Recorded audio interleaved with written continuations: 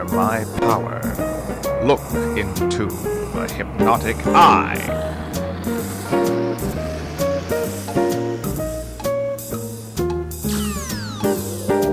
Time now to enter Mr. Lobo's domain. Look out! Open your mind to the possibility that they're not bad movies, just misunderstood.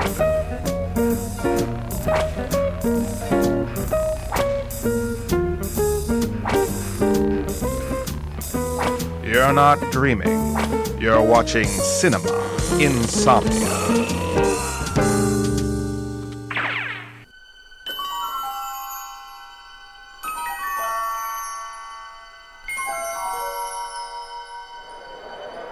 We are here.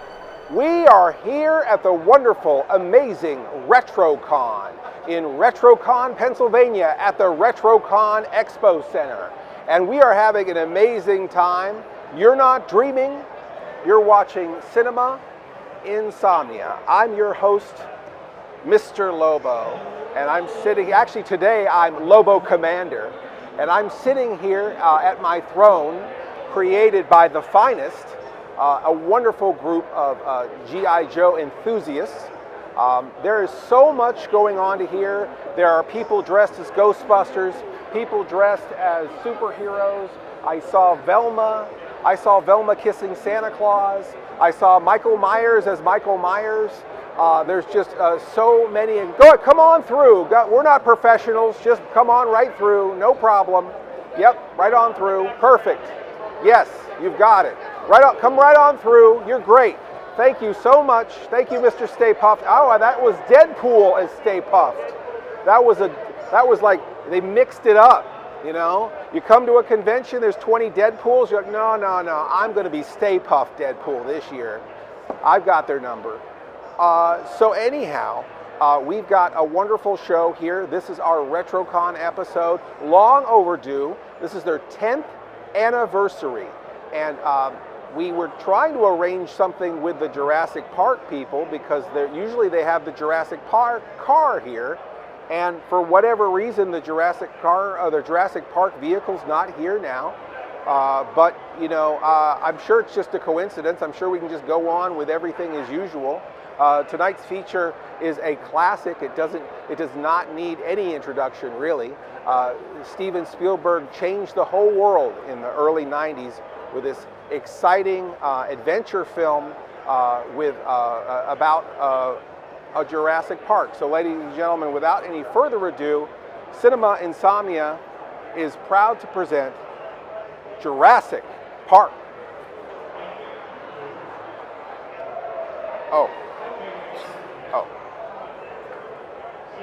Although Cinema Insomnia is proud to present Jurassic Park,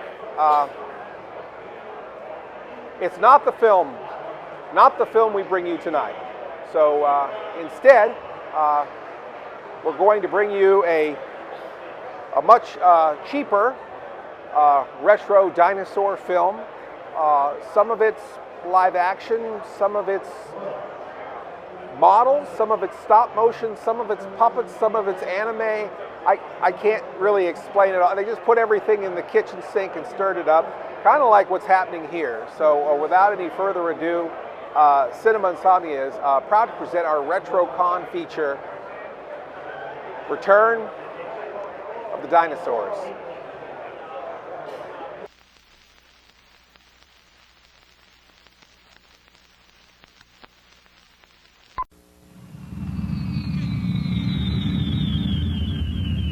A huge, mysterious comet aiming straight for Earth barely misses a collision.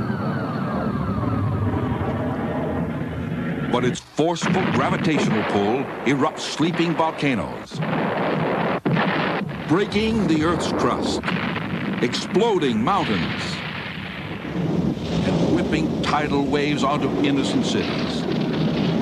The destruction is devastating. Homes and factories are flooded and whole cities washed away.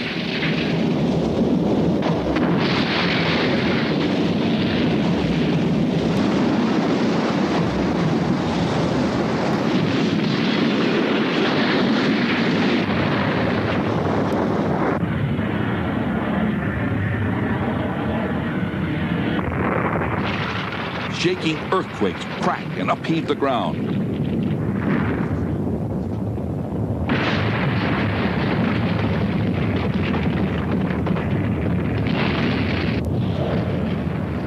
Up from the depths of the earth, vegetation and creatures from another time emerge.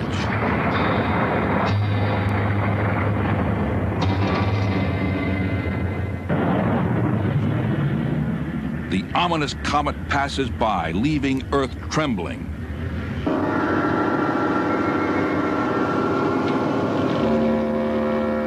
Earth has returned to the Mesozoic age of tangling jungles, sweaty swamps, and ancient monsters who once again terrorize the land.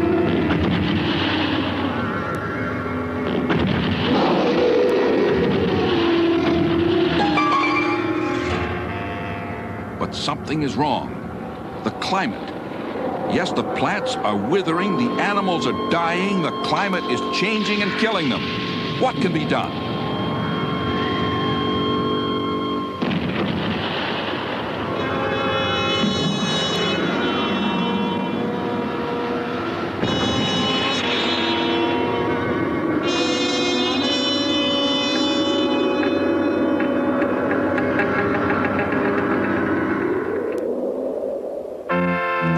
All the nations unite to form the International Organization for the Conservation of Nature, headed by Dr. Michaels of Japan. His task is to form a dinosaur patrol to capture and protect these misplaced creatures.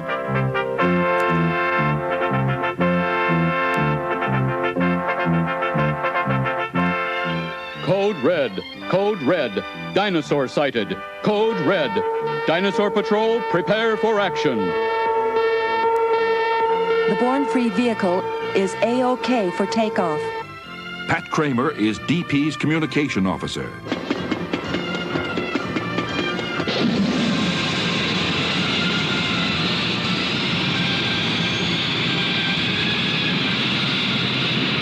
Meet Alan Gonser, who is called Wrench, because he can drive and fix anything mechanical for the Dinosaur Patrol.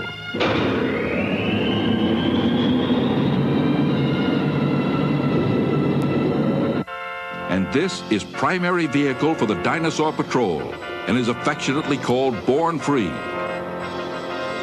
Wrench is first to arrive to warm up the engine. Next is DP Science Officer Reggie Sanford. The patrol's mascots are Josh Michaels and his dog Bernie.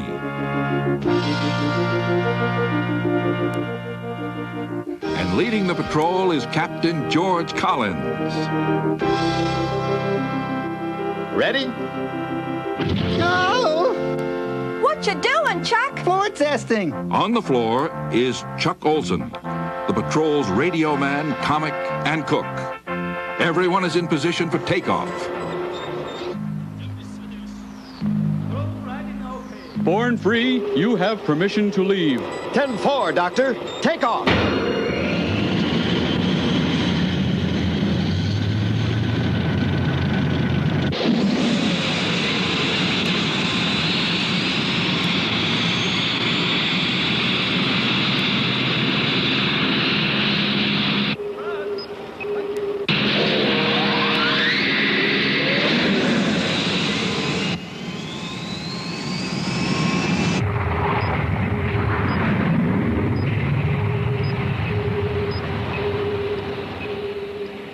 Carry Donkey, prepare for takeoff.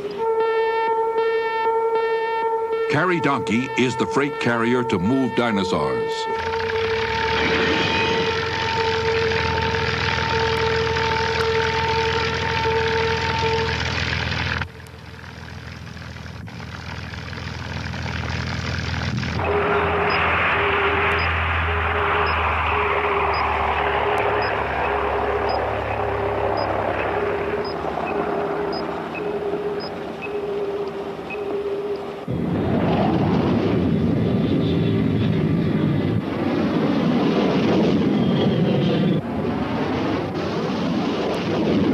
Pictured is a dinosaur that was sighted and is identified as a Brontosaurus, one of the largest dinosaurs. The Brontosaurus stands about 30 meters tall and weighs approximately 30 tons, a tame grass-eating reptile.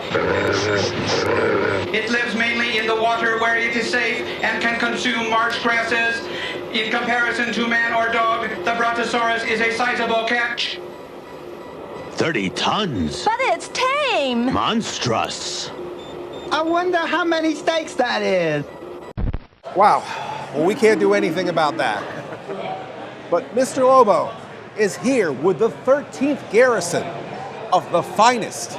I'm here with COBRA. You've got my vote. Thank you for letting us use your throne. And your name? Crankcase. Crankcase. Crankcase, I've got some questions for you. Yes. I saw this beast here now. He's evoking a little bit of The Empire Strikes Back, a little bit of Transformers. I was calling him Womptimus Prime. Is it Womptimus Prime? It is not Womptimus Prime. This is a Fatal Fluffy. Fatal Fluffy? Yes, a Fatal Fluffy. It starts out like this little guy here. Oh, okay, can I hold him?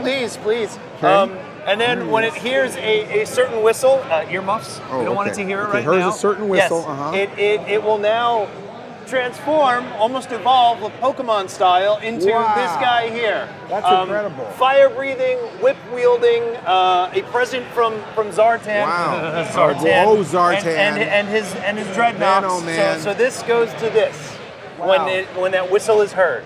That's the guy with the funny tan, right? Yes. Zartan? Yes. Now, does he turn purple? When he wants to. Because mine never really got quite purple enough. Like weird bluish. Yeah. Okay. Well, sometimes that happens sometimes to all of us. Yes. You have to have good protection in the sun. Yes. Zartan needs a SPF 9000 or something, right? Yes.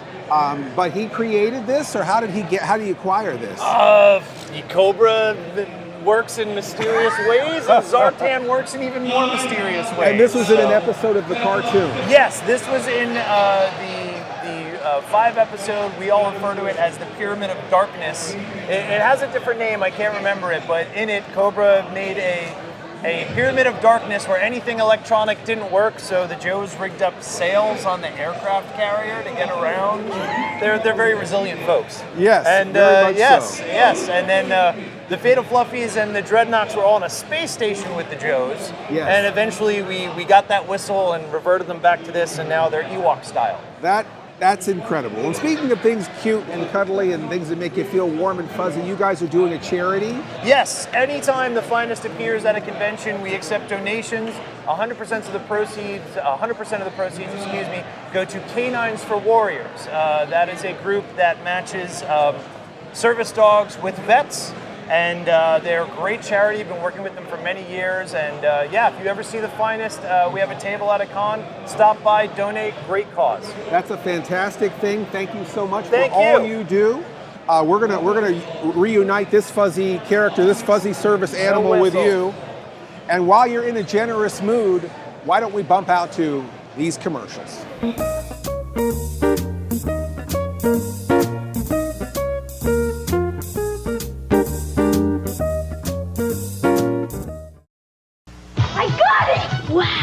Introducing the G.I. Joe USS Flag aircraft carrier. Sky Striker landing! It's big, tough, and built to carry all the planes, men, and equipment Joe needs to go into battle against COBRA. Some assembly required. Feel the jet! Man on battle station! Where's the Admiral? He's at the wheel! Launch aircraft! Fire! We start COBRA! G.I. Joe USS Flag aircraft carrier comes with what you see here. Other figures and equipment sold separately from Hasbro.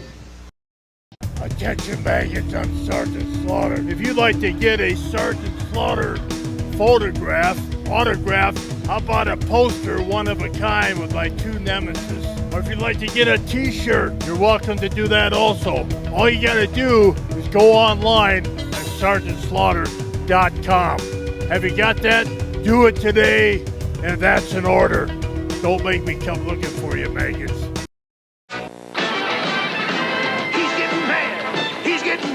He's breaking the line for the G.I. Joe team. That's right, it's William the Refrigerator Perry. The fridge destroying G.I. Joe. And you can get a free fridge. Here's how. Collect 5 fridge certificates or call the number on the certificate and the fridge will tell you how to get in on the action with only 4 certificates. There's a $1 handling charge. See details on specially marked G.I. Joe packages. Watch out, Cobra. Fridge is coming through. Go, Joe!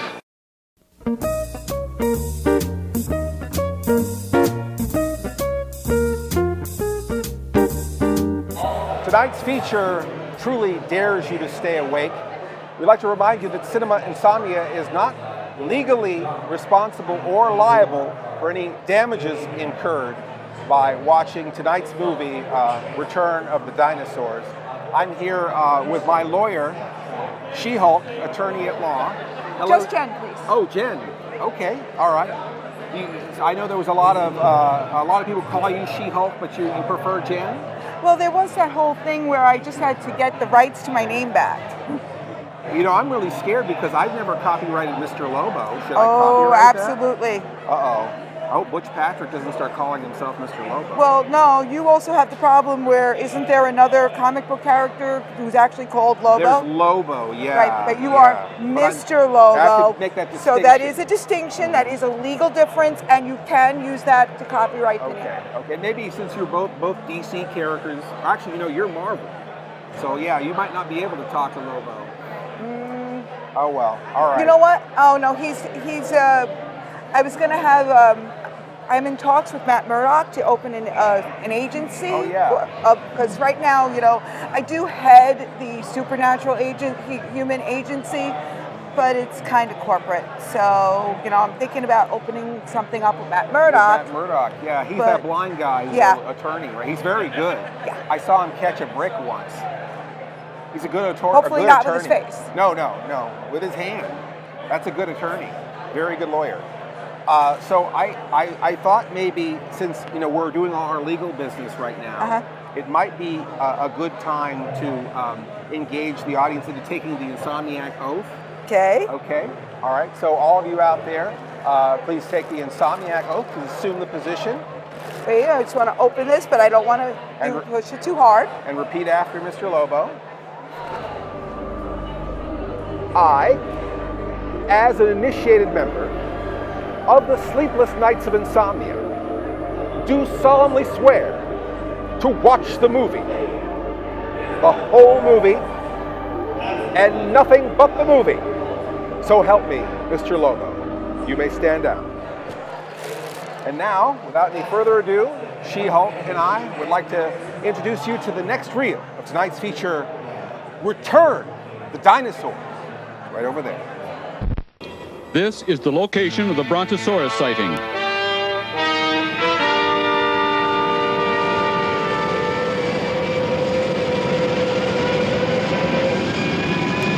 Pilot, land over there.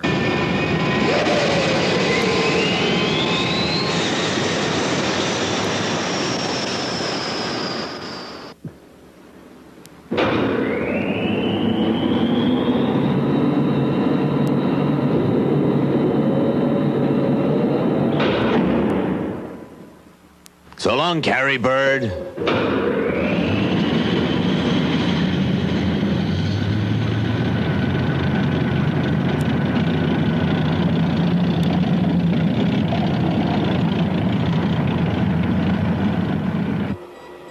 Separation complete. Be careful.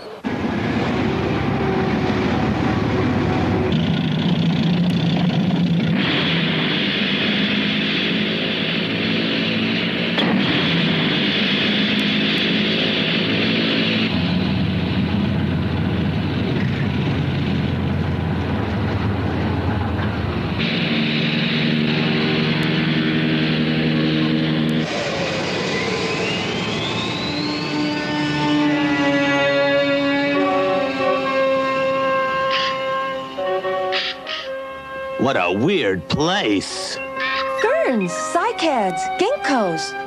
These are all plants of the Mesozoic era. Era? Dinosaur time! Huh? How'd a nice guy like me end up here?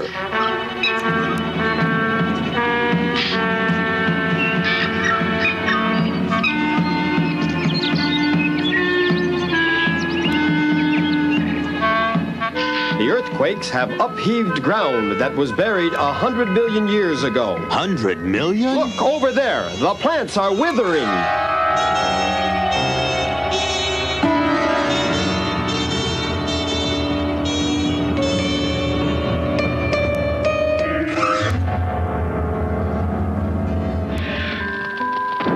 They're dying.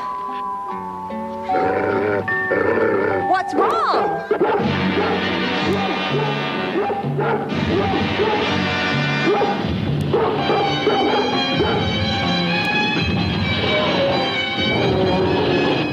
A monster!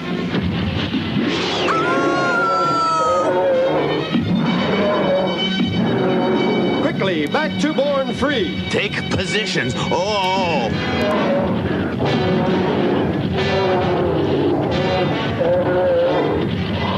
Where's the gun? In the locker! Josh, bring the gun.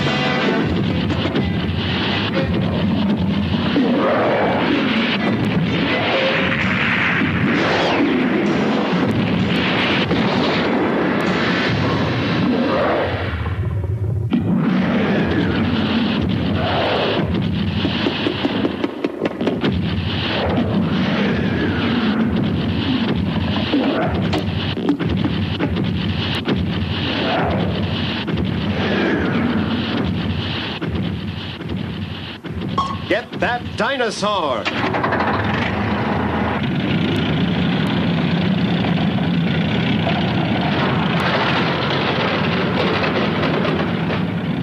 We're right behind. How about dinosaur for lunch with french fries? No thanks, not hungry.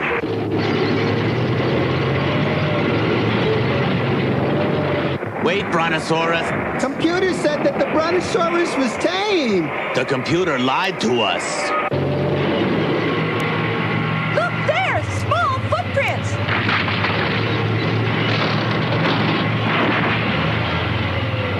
A baby Brontosaurus. That's why she fought us! Even a gentle Brontosaurus will attack to protect her young from danger. Look! A cliff!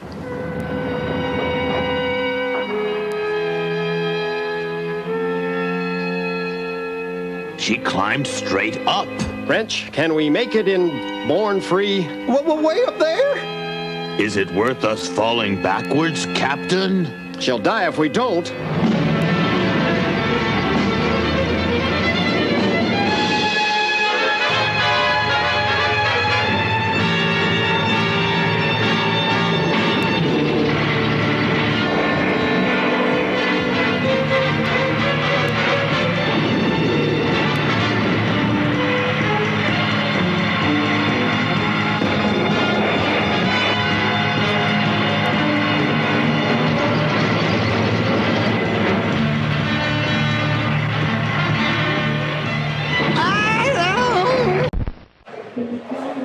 B-I-N-G-O. And bingo was his name-o. This is Mr. Lobo, and I'm here with Drooper. And we are having a blast. We're having so much fun here at RetroCon. Where else can you get a banana split at this hour? That's what I want to know. Where are the rest of your bandmates? Who knows? They're all buying toys, probably, right? Well, Drooper and I are going to hang out, but we're going to send you off to a commercial break. Cinema Insomnia. We'll be right back. All right, let's go party.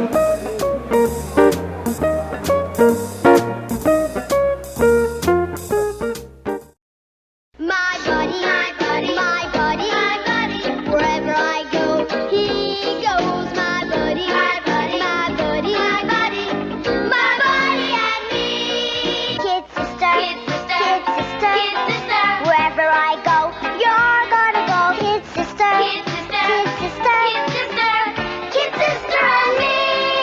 buddy and kid sister. Each sold separately from Play School.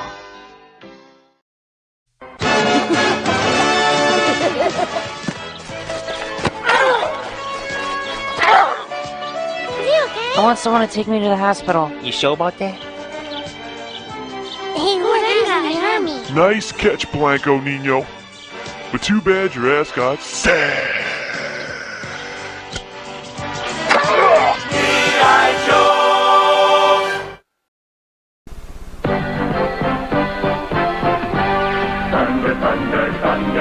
Introducing the evil mutant warriors, Ratero, Vultureman, Groom the Destroyer, battle against Lion-O and the new Thundercat allies, Hatchiman, Snowman, Tusker Warrior. The battle is on for the Sword of Omen.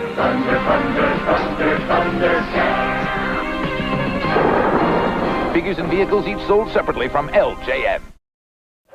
Hi, I'm Larry Kenny, the voice of Lion-O on Thundercats, and you are watching Cinema Insomnia on OSI 74. We're having such a great time here.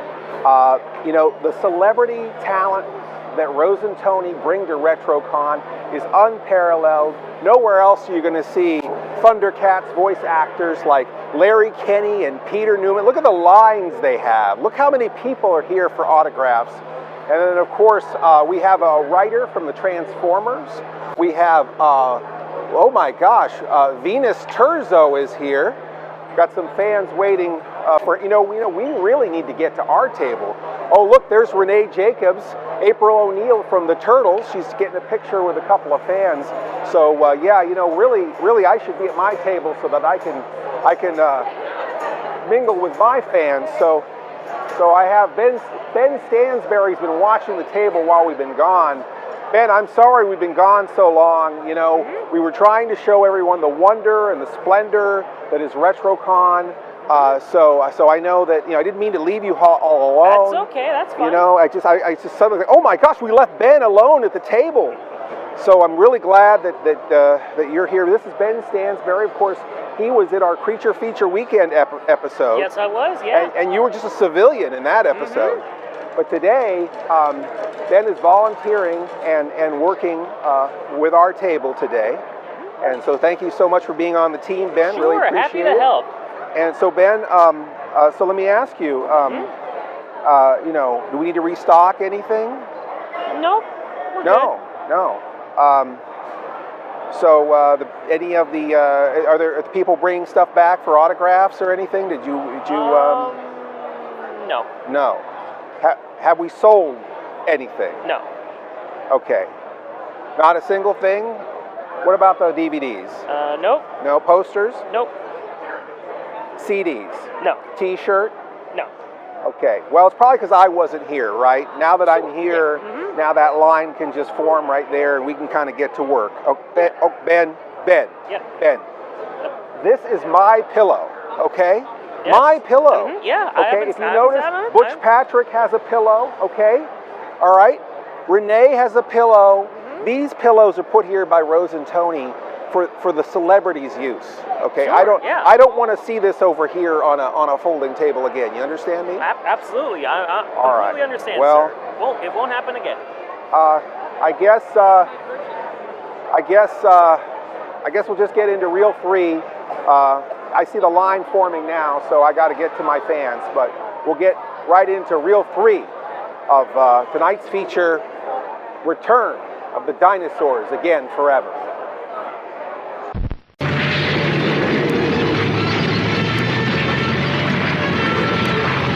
Separate the catcher, now!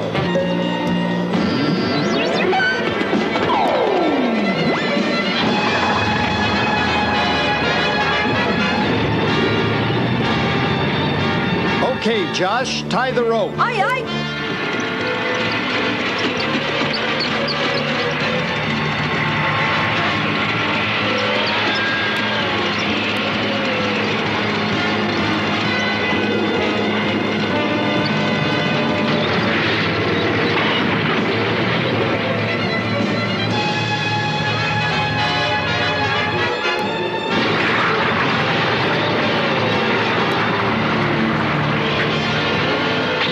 Launch anchor. Fire anchor launcher!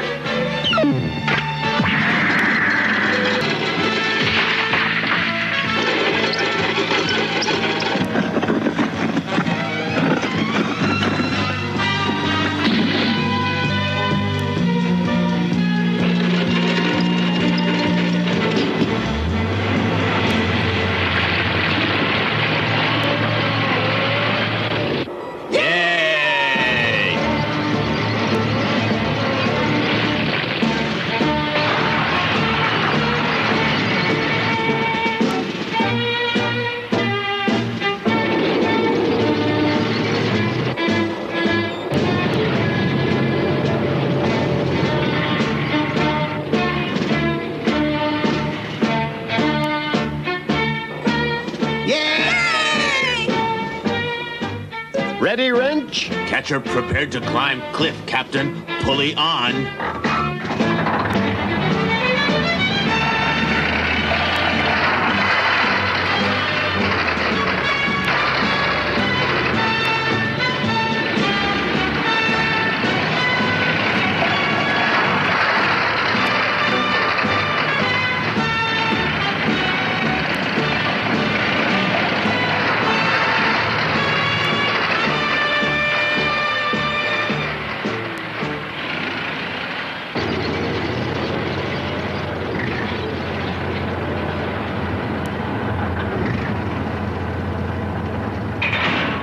Drive ahead.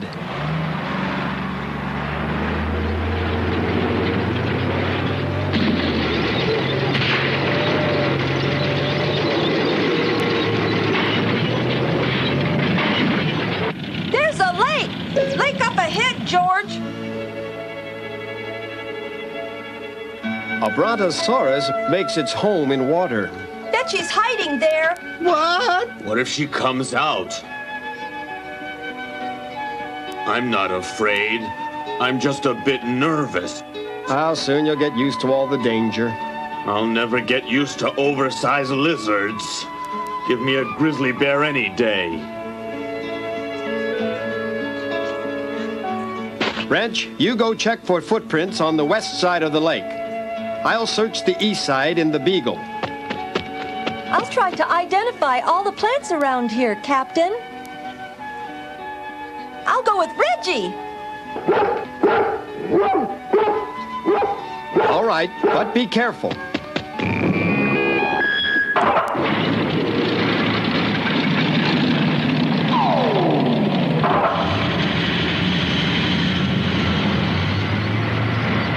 Take it easy, Wrench.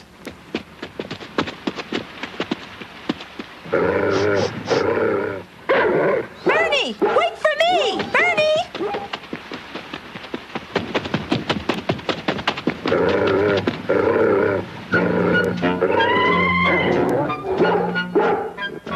Come on, baby. Here, baby. Come on, baby. Here, baby. Come on, baby.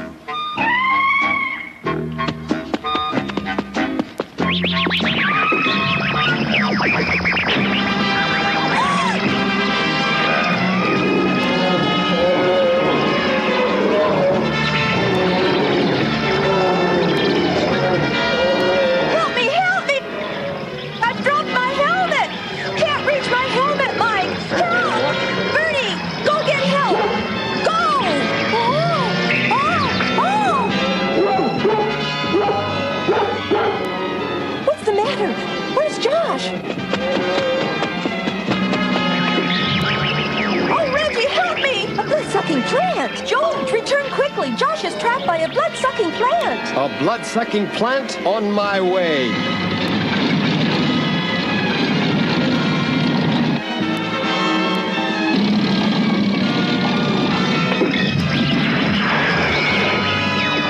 Help me! Help me! Help me!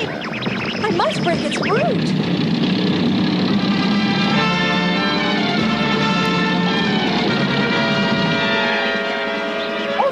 George? I'm on my way, Josh. No!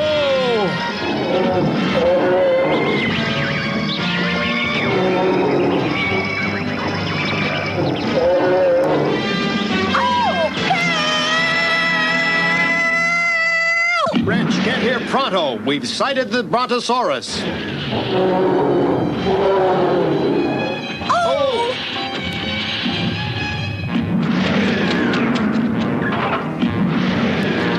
Here she comes. Oh, she's charging.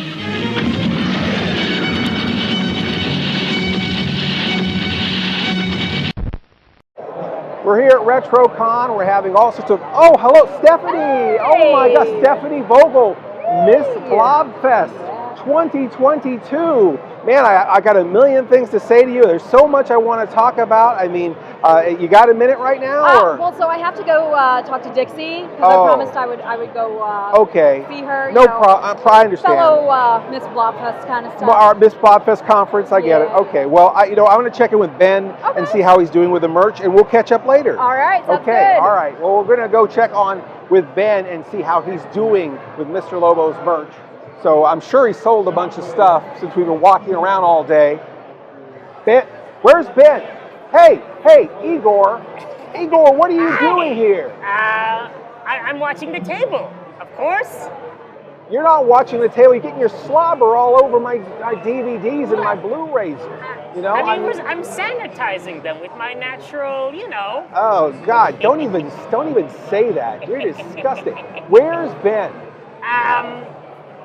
He's indisposed. Indisposed? I don't like the sound of that. Indisposed? Igor, I don't know how you got here, but you know, Ben is supposed to be watching the table, okay? He's not supposed to hand off that responsibility to somebody else. Yeah, well, he didn't sell anything, so I think I'm doing a better job. He didn't sell anything? No.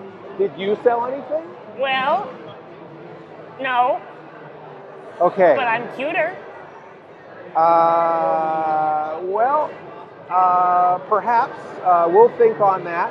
And where's my cushion? I don't even know where. Did Ben take the cushion with him? Oh no, it's I think I ate that too. Oh boy. Yeah.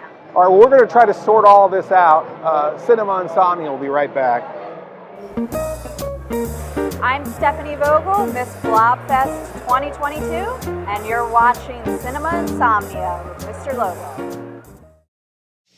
Since it was the only way to play Pac-Man on my TV, I got a video game system from Atari. Am I glad? Because it's also the only way to play Haunted House. It's almost too spooky, especially in the dark. An Atari system's also the only way to play Defender at home. I can't think of a faster game, can you? Think fast. Then there's Yar's Revenge, an Atari original. Only Atari lets me play all these great home video games. Wonder what they've got waiting in the wings. Our producers need a lot of help. If you like what they do and what they do works for you, why not consider putting a little something in their thank jar? Oh, you can buy crack from me. Our producers receive 100% of the tips in their thank jar. Reach for the sky. Support OSI. Aaron M. Lane is an editor, producer, and archivist for Cinema Insomnia, hosted by Mr. Lobo. He has spent countless hours preparing and restoring episodes for OSI 74. Send funds online now. Go to paypal.me/lanefilmltd.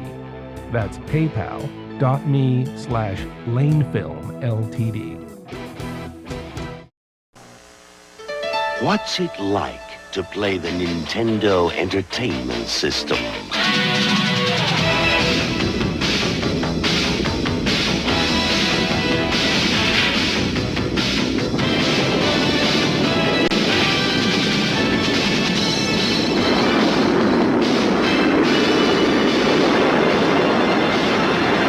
The Nintendo Entertainment System. Now you're playing with power.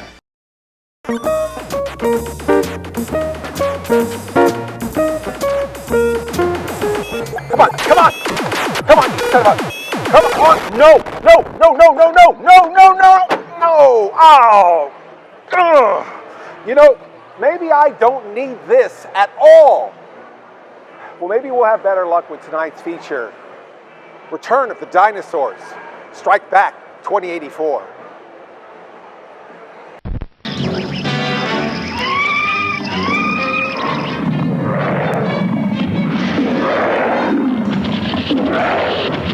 Oh no, she's turning toward Josh.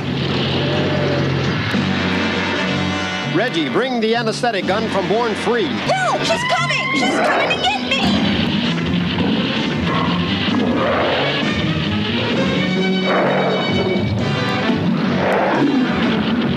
Get over there, Wrench, and distract her now.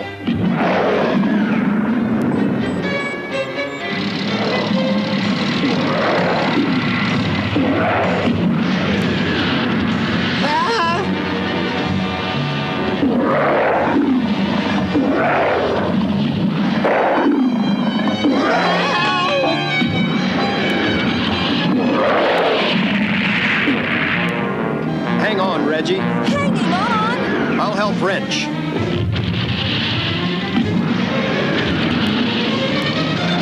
Aim the anesthetic.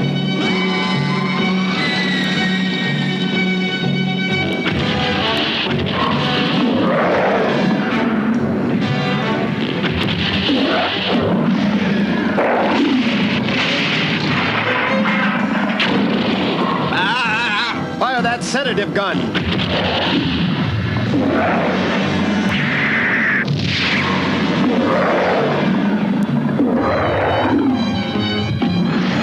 You ram us!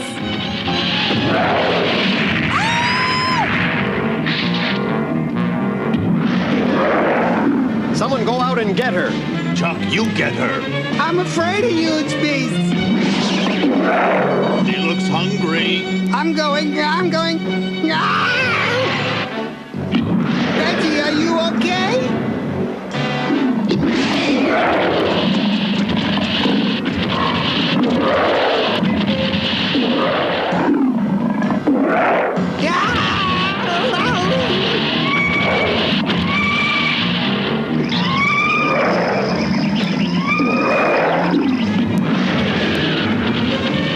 Josh is in danger. Help, help, help, help, help!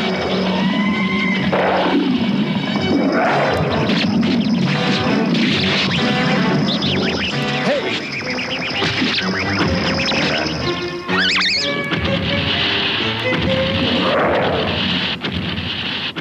Patrol, rescue Josh from that plant.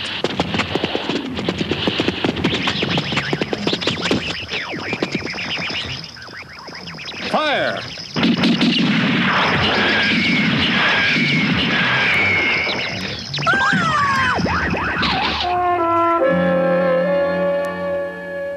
You gotta watch it, kid. Never wander off like that alone. You could have been killed, Josh. It's my fault.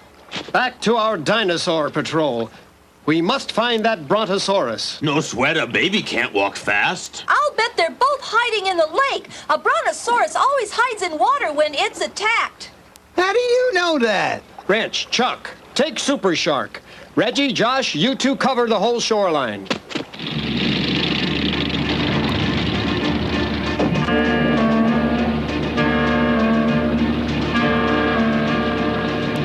Launch the shark. Let her rip.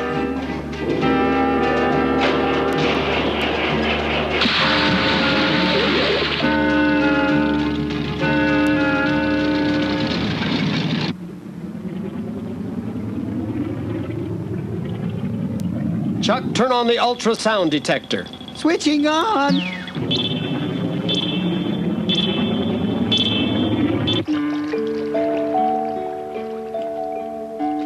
The wet shoreline is perfect for footprints. Come on, right. You're really very smart, Josh. Thanks. My father was a biologist who studied dinosaurs. Both my parents were scientists. But now they're dead.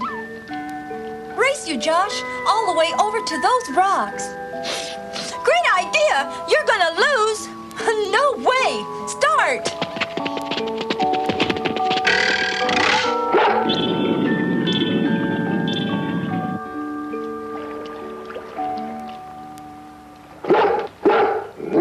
Benny, what's wrong? Look! Footprints! I was right! From the brontosaurus, are they? That's strange! A long claw mark! It's not from a brontosaurus! What is it? Reggie here. We've just located dinosaur footprints, but they're not a brontosaurus. Come back. Josh found something.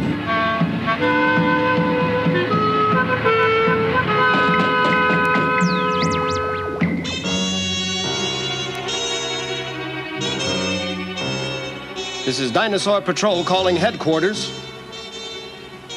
We're sending new data. This footprint is 14 centimeters deep. Pat, switch on the databases.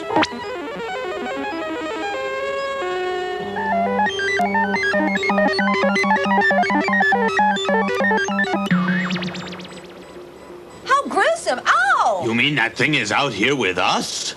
Identified as belonging to an Allosaurus, is a brutal carnivore. Judging from the size of the footprint, it is approximately 18 meters long, weigh about 10 tons.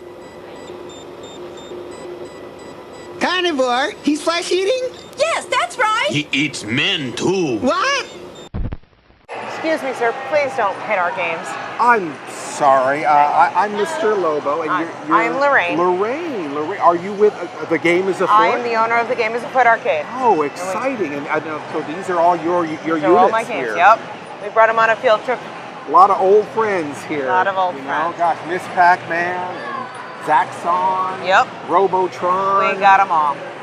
How did this get started for you? Actually, my husband always wanted to own a family fun center.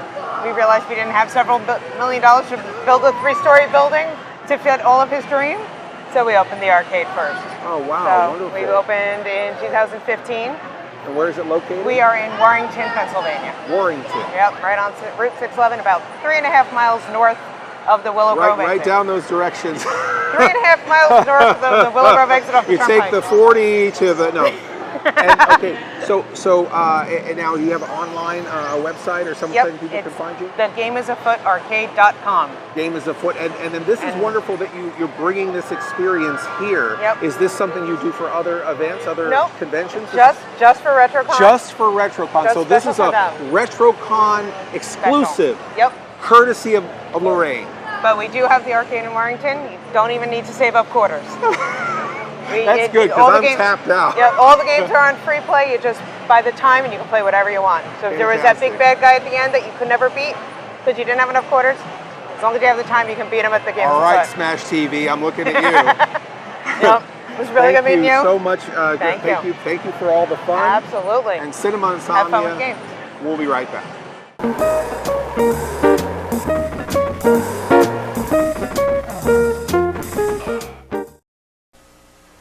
Show and tell time. Another teddy bear? My teddy's name is Teddy Ruxpin. He talks, he tells stories, he...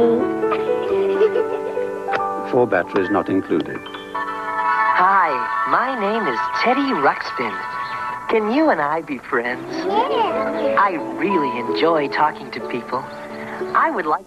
Teddy Ruxpin, the storytelling bear, comes with illustrated book and cassette from Worlds of Wonder. Oh, man, check out that thing, man. What do you want to do with it? Let's launch over it. Who wants a body massage? What did he just say to us? Is the body massage machine gone? What the hell? Body massage.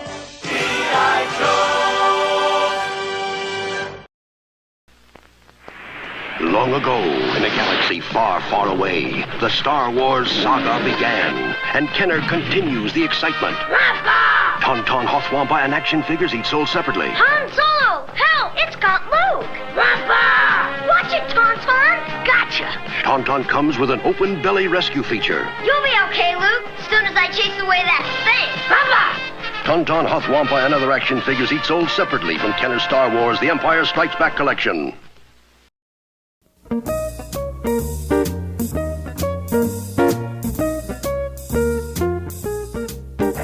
All of this excitement is making Mr. Lobo hungry.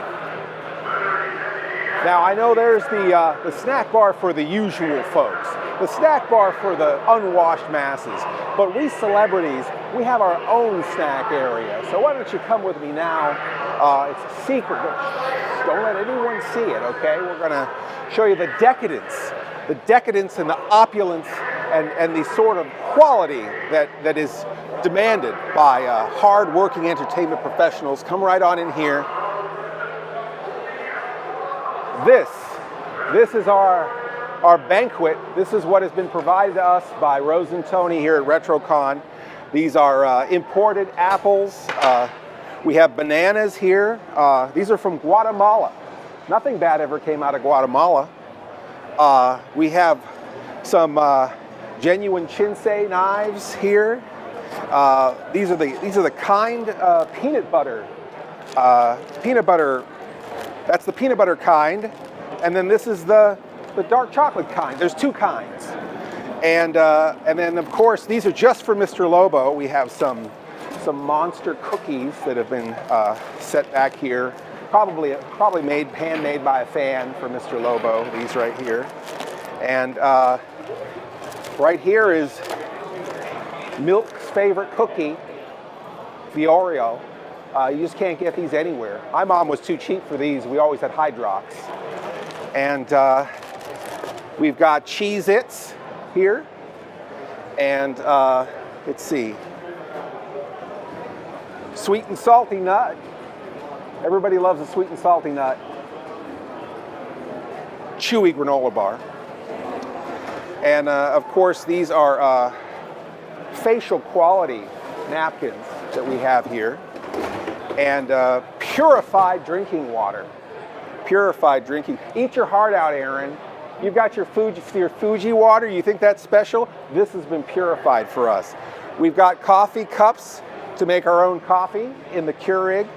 And it's amazing. They spared no expense. It's like Jurassic Park. Which brings us to our next reel of tonight's feature, Return of the Planet of the Dinosaurs Strikes Back or something.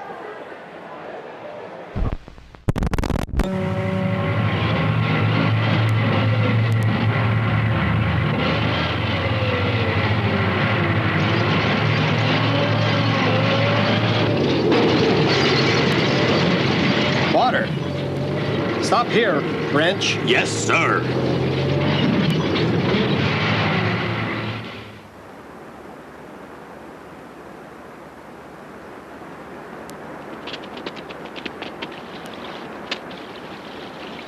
The earthquake raised a subterranean stream.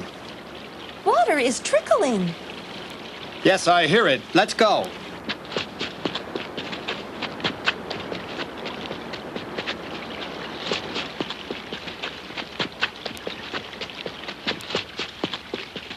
The stream ends in a pond.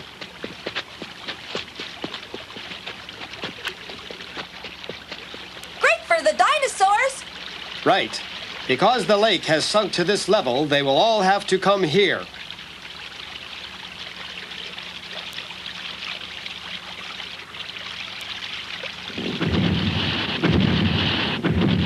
I see him.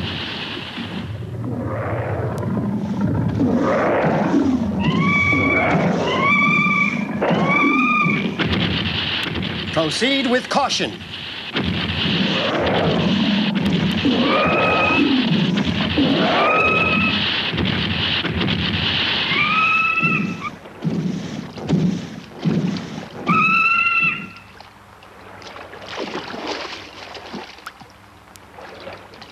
Tastes good.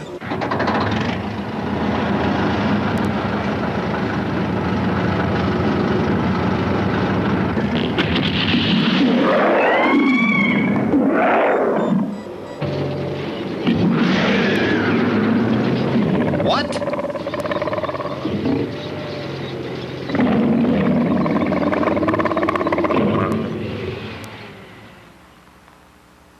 Uh-oh.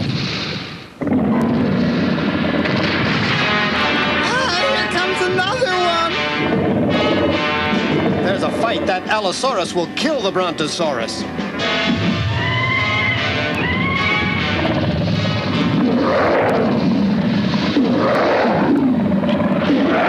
Kill the Allosaurus, George!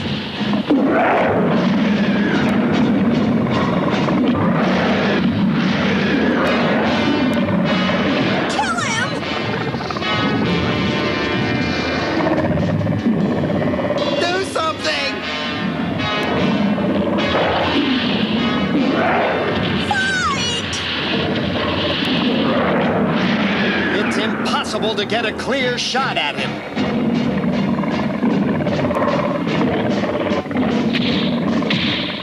I'll get them apart.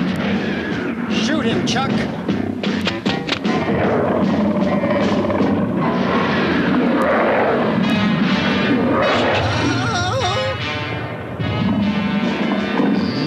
Hold the fort, guys.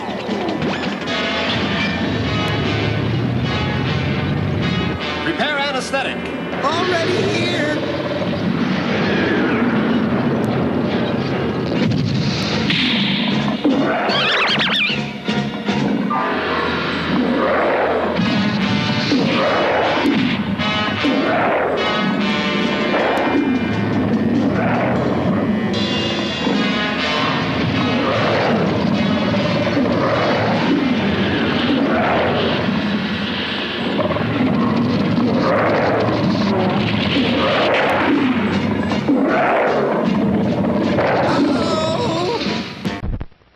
We're here at the RetroCon snack bar where we have hot coffee and let's see here, canned heat. You like, if you're a Sterno fan, I hear this is delicious. We've got all sorts of sodas. We've got fruit salad. We've got sandwiches. Look at these rotisserie pretzels turning here, and the lamp's getting just the way you like them. I think these boys are almost done. Mr. Lobo's getting hungry here. I see. Oh, look at that! Miss Vicky's sea salt chips and white cheddar. Looks like white cheddar popcorn. Oh boy, you know how Mr. Lobo loves popcorn. So I might get myself I don't know, warm Dr. Pepper and some cheddar popcorn. But looks like there's a little bit of a line here. Oh well, it's not just these two people here, I guess. Oh, there's some people over here. Oh, okay. Well, you're in the line, right, sir? Yes. Okay, and you're in the line. Okay, you're in the line too. Aren't you in G.I. Joe? I am in G.I. Joe. You are in G.I. Joe. Yeah. So thank you for your service. Thanks for defending us against COBRA. Watch out, there's some cobras walking around. For sure. There's always a few cobras. Hello. How are you? I'm Hi. good. How are you? Good. Good. Are you standing in line for the food? I am. Okay. And what are you having? I'm Galadriel from The Lord of the Rings. Oh, I see. And who are you? I am Buffalo Bill, the serial killer from Silence of the Lambs. Right, exactly. Yes. You want to do a line from Silence of the Lambs? Put solution on its skin or it gets the hose again, doesn't it, precious? I don't know if Aaron can hear that. I hope so. Well, that's fantastic. And what are you going to be eating at the snack bar today? I'm not sure yet. I think I'm going to have a pretzel. Pretzel? Those pretzels look good. They've been under those lamps all day, so they're nice and tender, I guess. Yeah. All right, well, thank you. It looks like this line gets a little bit longer. Oh, you're in line for the food too, right? You're in the line for the food also? You're also in line for the food? So this might be the end of the line. Are you in line? No? Okay, all right. Starbucks not in line. So I guess this is the line here for the snack bar here out in the vendor area. So looks like Mr. Lobo's going to be here a while. Why don't you get yourself something overpriced and delicious during tonight's intermission?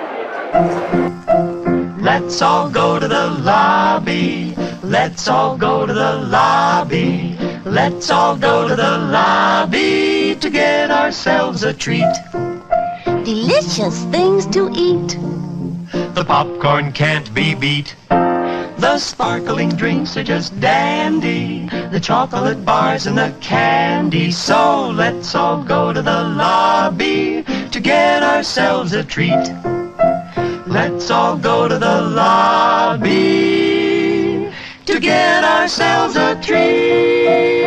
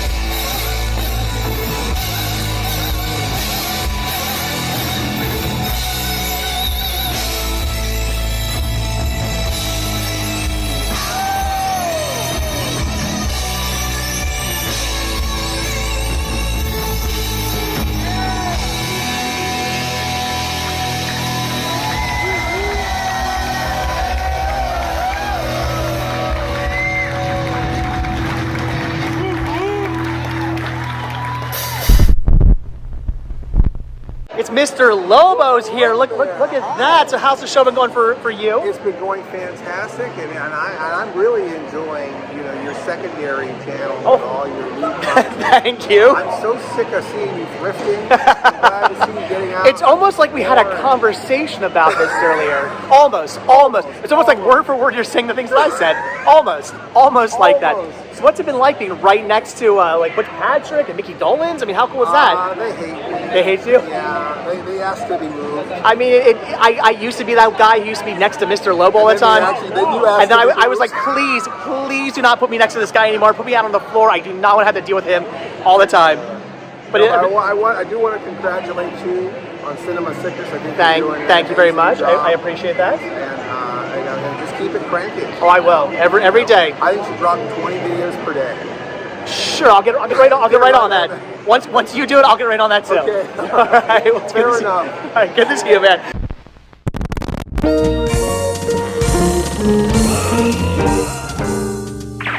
You're not dreaming. You're watching cinema. Insomnia. We hope you enjoyed tonight's intermission. I'm your host, Mr. Lobo. And since tonight's feature is pretty much incomprehensible, I've invited an expert to help summarize the movie so far so we can drop you into the second half of tonight's movie. So, excuse me one second. Oh, hi there. Hi. Hi. And your name is again? I'm Brian T. Price. Brian T. Price. We have some fans out there that really want to know about this movie that we're watching tonight. Now, there's some suited suitmation there with some dinosaurs. Tokusatsu. If I remember right. So Kira Tsuburaya, the same person who did effects for Godzilla and Gamera. Maybe not Gamera, but definitely Godzilla. And definitely Ultraman. Oh, very much so, Ultraman. Yeah, the whole tokusatsu look, rubber suit giant monsters, classic kaiju stuff, and but blends in some animated characters here and there. There's some ships like the Thunderbirds. That too, yes. Where there's all these different ships and different like weird elevators, the whole sequences with mechanical things. Yeah, the whole really like long and drawn out launching sequence, getting ready to go off to go do good things. Right, and then the stock footage too. Oh yes. It's like just weird shots of the ocean and nature that are somehow blended in with these pseudo-animated and pseudo-model scenes. Oh, plenty of models. Big stompy feet monsters and dinosaurs. Crunching down on villages and out in the countryside. And it seemed like, it did seem like that there was some sort of a strange, these voices in this sound really familiar. They almost sound like the Robotech. Yeah, the maybe not brought over by Harmony Gold, but definitely tapped into the pool of actors who worked on Robotech and other Harmony Gold productions. You can if you have an ear for voice actors, you can definitely hear the same people pop up from. You probably heard them all in Monster Frankenstein. Yep, and Dracula, Sovereign of the Damned. We'll get to that one. We'll get to Dracula, Sovereign of the Damned. Not this week. We got Return of the Monsters, Return of the Dinosaurs this week. That's right. I thought we were talking about Attack of the Super Monsters. No, Return of the Dinosaurs. It's got the models and the animation. Yeah. So does this one. There's a team of people. Yep, color-coded uniforms. You got the red and white, and yep, you got the the scientist who more or less advises the whole team. Oh, yeah. Okay. Now, this group of superheroes, they're saving the dinosaurs. Like they'll pick up a dinosaur away from a lava flow and take it to a private place where it's safe. That's where we're going in different directions. This one, the Return of the Dinosaurs has signaled the potential end of humanity by the Emperor Lord Tyrannus, who is mind controlling other dinosaurs to go attack humanity. Oh, wow. So that's what happens in Attack of the Super Monsters. Yes. Oh, so we're talking about two totally different weird to Tsuburaya films that were brought to the United States. Well, in this case, it was a TV series. TV series. Yeah, it was originally called, Eisenborg. Eisenborg. Yep. And it was a TV series, and rather typical for a lot of Japanese products, TV series brought over, condensed down into a movie. Well, and it's possible that this thing that we're watching might be condensed into a movie kind of Probably. thing. Interesting. Or while we try to collect and condense ourselves. Also think like Fugitive Alien. Right. Those are also TV series condensed down into movies. Well, while we're condensing and consolidating ourselves, I guess why don't we jump into the second half of tonight's feature, Return Dinosaurs. It's right over there. Just go ahead and turn. Yep. Fire anesthetic.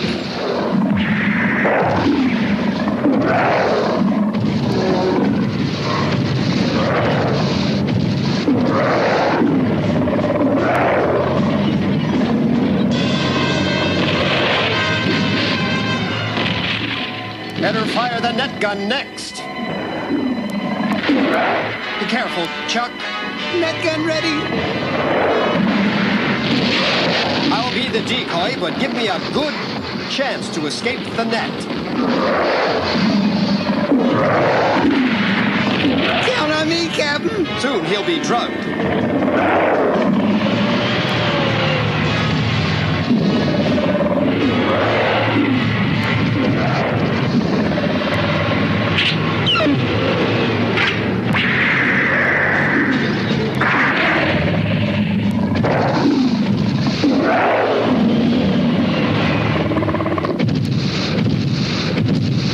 You did it!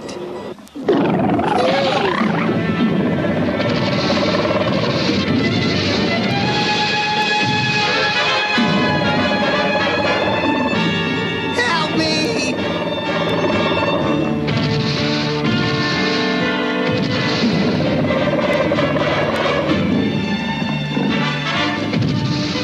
No way he can get free.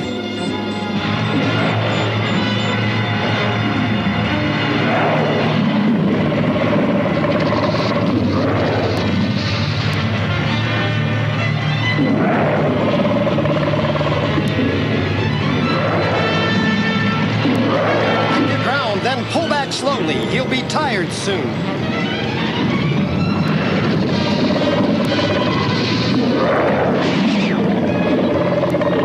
Help me!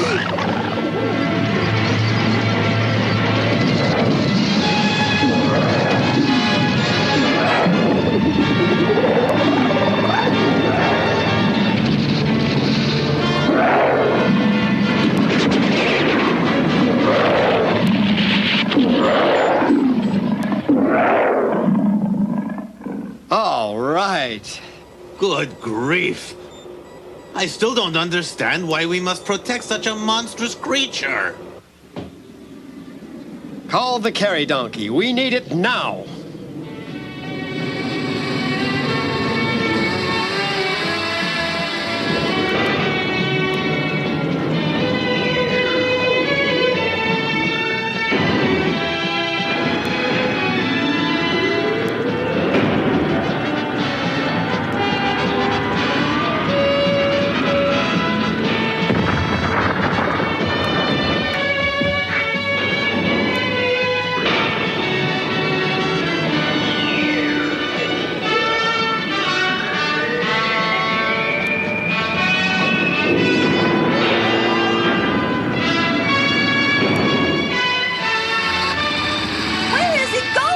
Sarian Island in the South Pacific.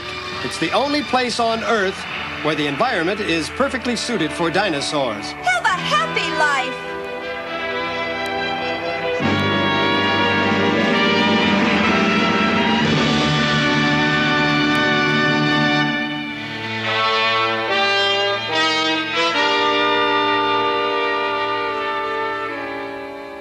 Let's find Mother and Baby Brontosaurus immediately.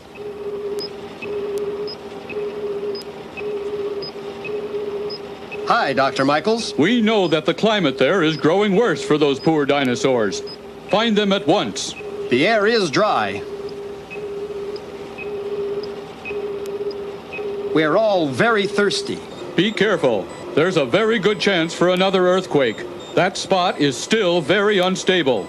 Right, sir. You should all bear in mind that a thirsty, hungry Brontosaurus will kill to protect her baby. So watch out for her. I'll take the Seagull and scout the area.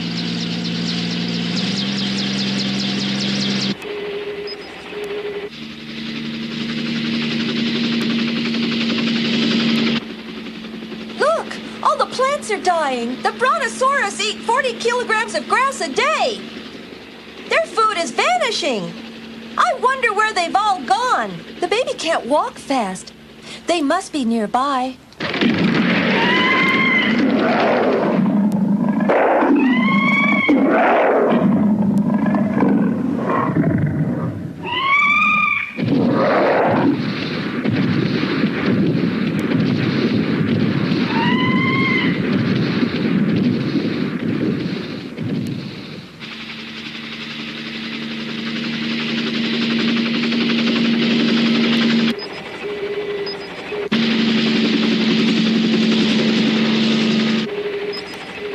Over there is a lake, about 30 kilometers north-northwest.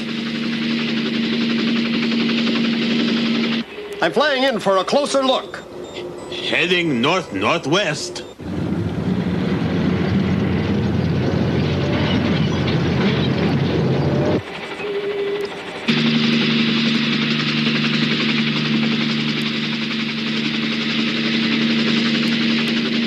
There. Mama and baby are drinking. Drats, Seagull must have frightened them. They're getting away. If you're going to build a time machine, you might as well build it with some style. And I am here with Tom SILKNITTER, a man who literally wrote the book. Wrote a book. I wrote a book, yeah. About the time machines in the movie Back to the Future. Thank you, Tom. Yeah, nice for to see you joining again. us. I love this. This is fantastic. Thank you. Did you see the movie as a kid? Oh, that's where it starts. Yeah. But the funny thing is the first time I ever was learned about Back to the Future was at a book fair in the 80s. You had book fairs that would show up, and in the back corner there was a book for Back to the Future. And I was in the cars. You know, you're 6 years old. That's what you're into. I picked the book up thinking to have photos of the car because you see my old day Fox, and I knew him from Family Ties. Sure. I flipped through the book. There were only 2 pictures of Dolorian. I threw the book back on the shelf. But then several months later, I was up at my aunts and uncles, and they had a VHS copy of Back to the Future, and I saw it was the same artwork, and then, you know, saw the movie, and that just started So about what year? That was being 86. 86. Yeah, I didn't see it in the theater. The first one I didn't see in the theater. We saw Back to the Future in the theater, and I remember that was the year of all the really cheesy science movies. It was like My Science Project, and what's the other one? There was Zapped, and Misfits of Science was on TV. And it was just like, oh great, another really terrible science movie. And with the guy from Taxi and the guy from Family Ties. This is not going to be a great film. And then it ended up being a really great film. Yeah, but if it was Eric Stoltz kept the role, I think you'd be happy to get on your show. When did you build this? This one I built, I finished it in 2010. I worked on it for about 3 years. 3 years? Yeah. That's a long time. Yeah. And then, so is there a whole community of people who There's many. It's grown over the years. I mean, at the beginning it was a small cluster, and then you would be on forums, and then people would start their own pages, and you know, a lot of people get very into it, and they get a little competitive with it, wanting to be the best and everything. For me, I did it because as a kid, I sat in one of the show cars when I was like 11 years old, and you know what? The show car was decent, but it wasn't exact.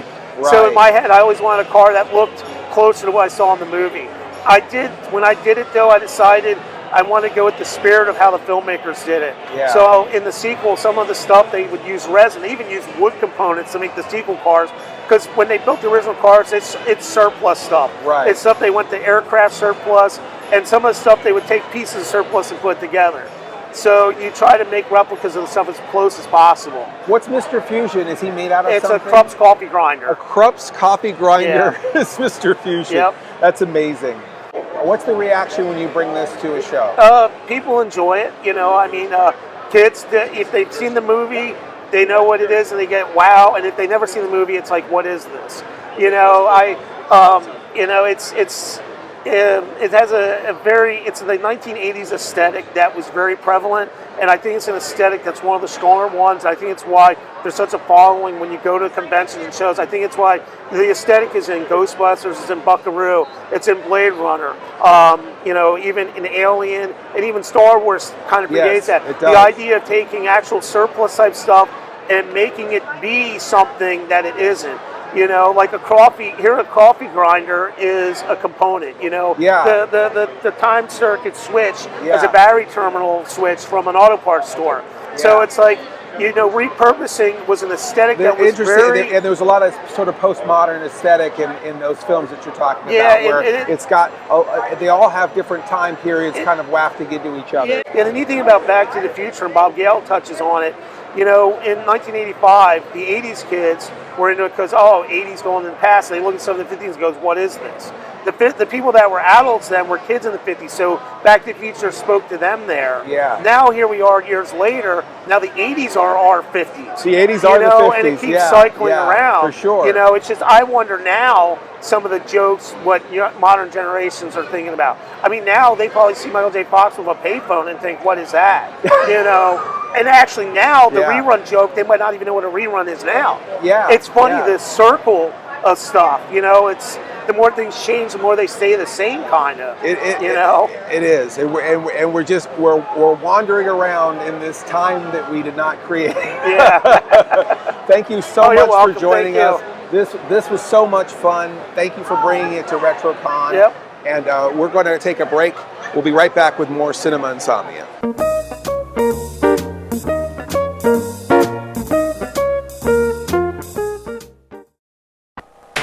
Imagine Eternia. Imagine the Gate of Fangs. Batteries not included. Imagine the soaring sky tracks. Figures sold separately.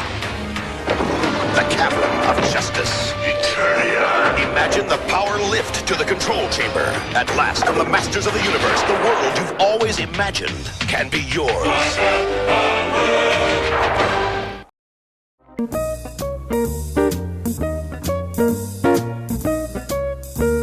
And now it's time for our Reel 7 Girl, the lucky girl chosen by you, the loyal insomniacs out there, to introduce the next reel of tonight's movie and hopefully boost ratings with males 18 to 54 in the latter part of our program.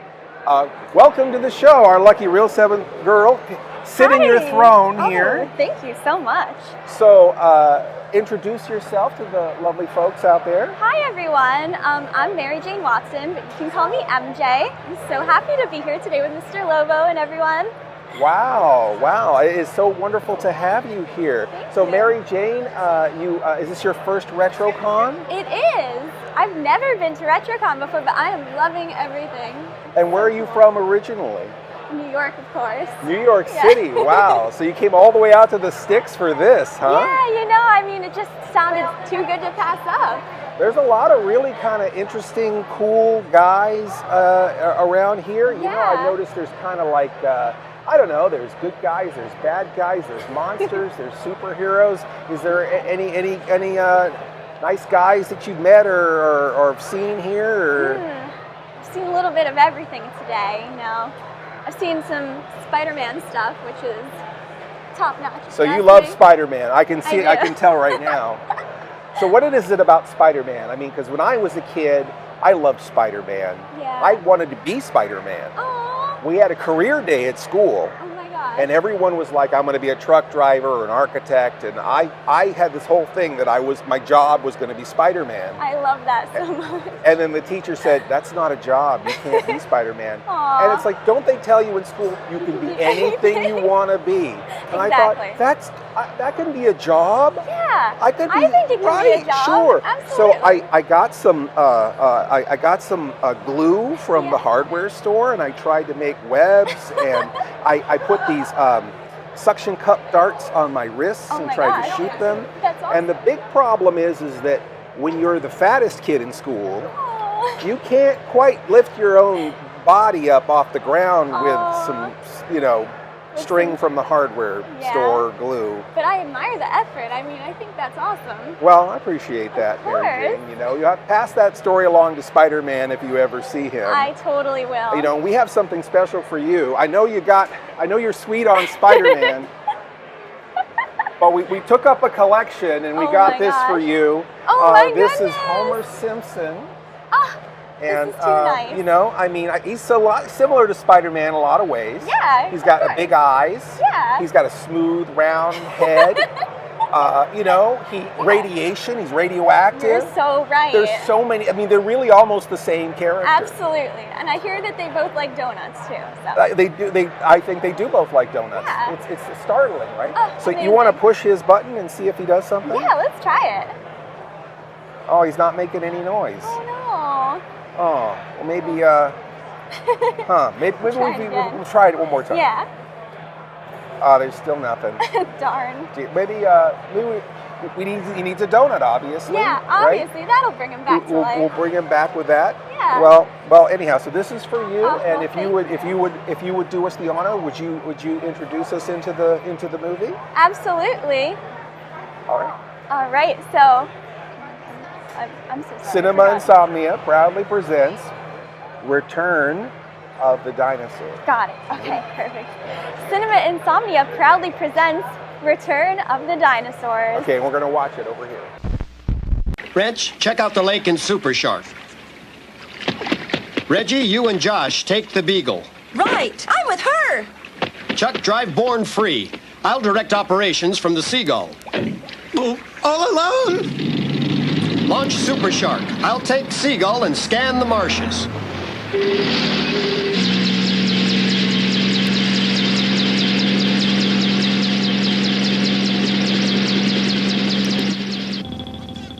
Look out, Brontosaurus. Here comes Super Shark to find you.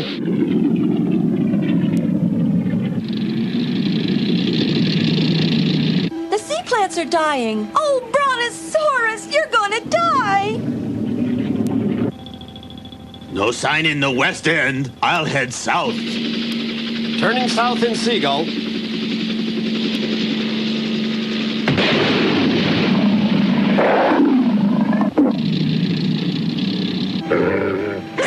Stop! I see something. Huh?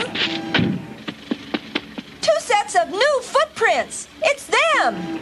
We've just found their footprints about 700 meters east of the lake. Roger. Wrench, Chuck. Their trail is 700 meters east of the lake. Super Shark turning east. Born Free coming too.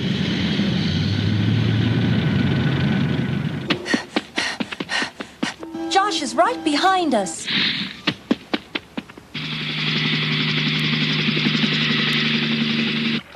That's weird. They end. Pretty creepy down here.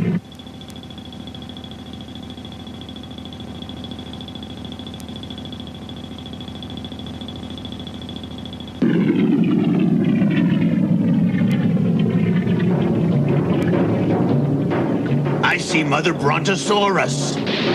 Surfacing to mark location. I'll circle here until Born Free can reach you.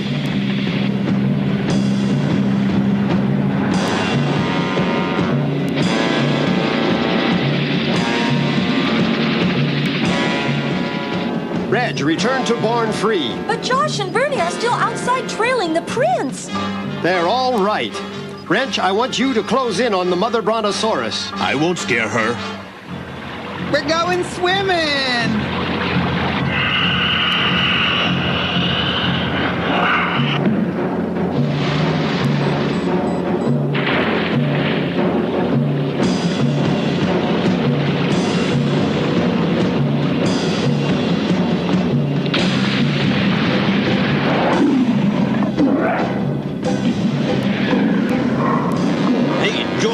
The baby is missing.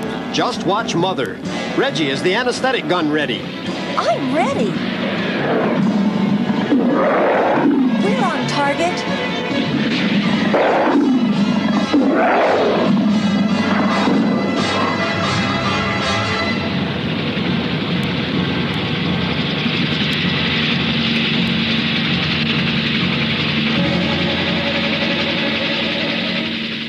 Reg, try to force her out of the water.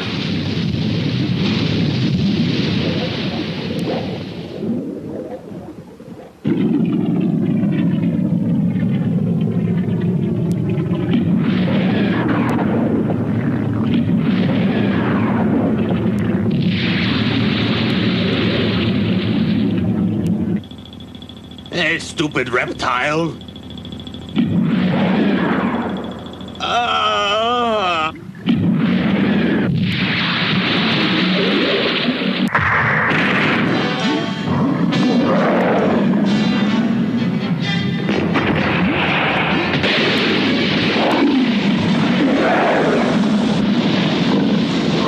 Reggie, get the gun. Hurry up. I got it.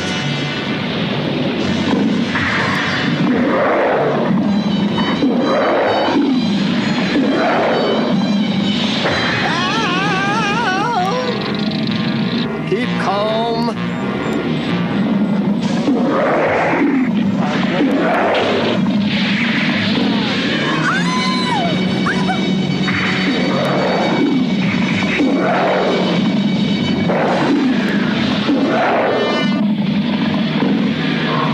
Reggie, fire! Fire!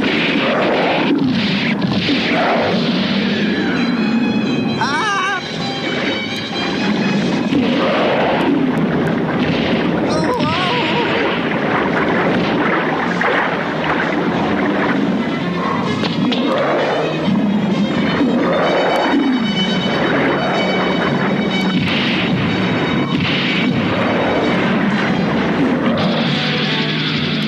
Fire, Reggie! Fire now! Reggie, shoot the anesthetic bomb.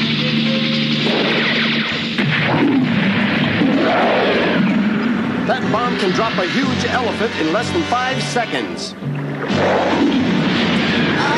Help me! Help me! No effect.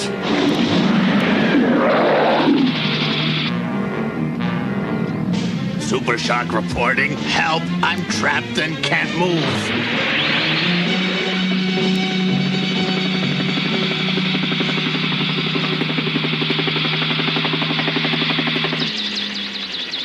That's one tough reptile. Save Wrench. Swim to him.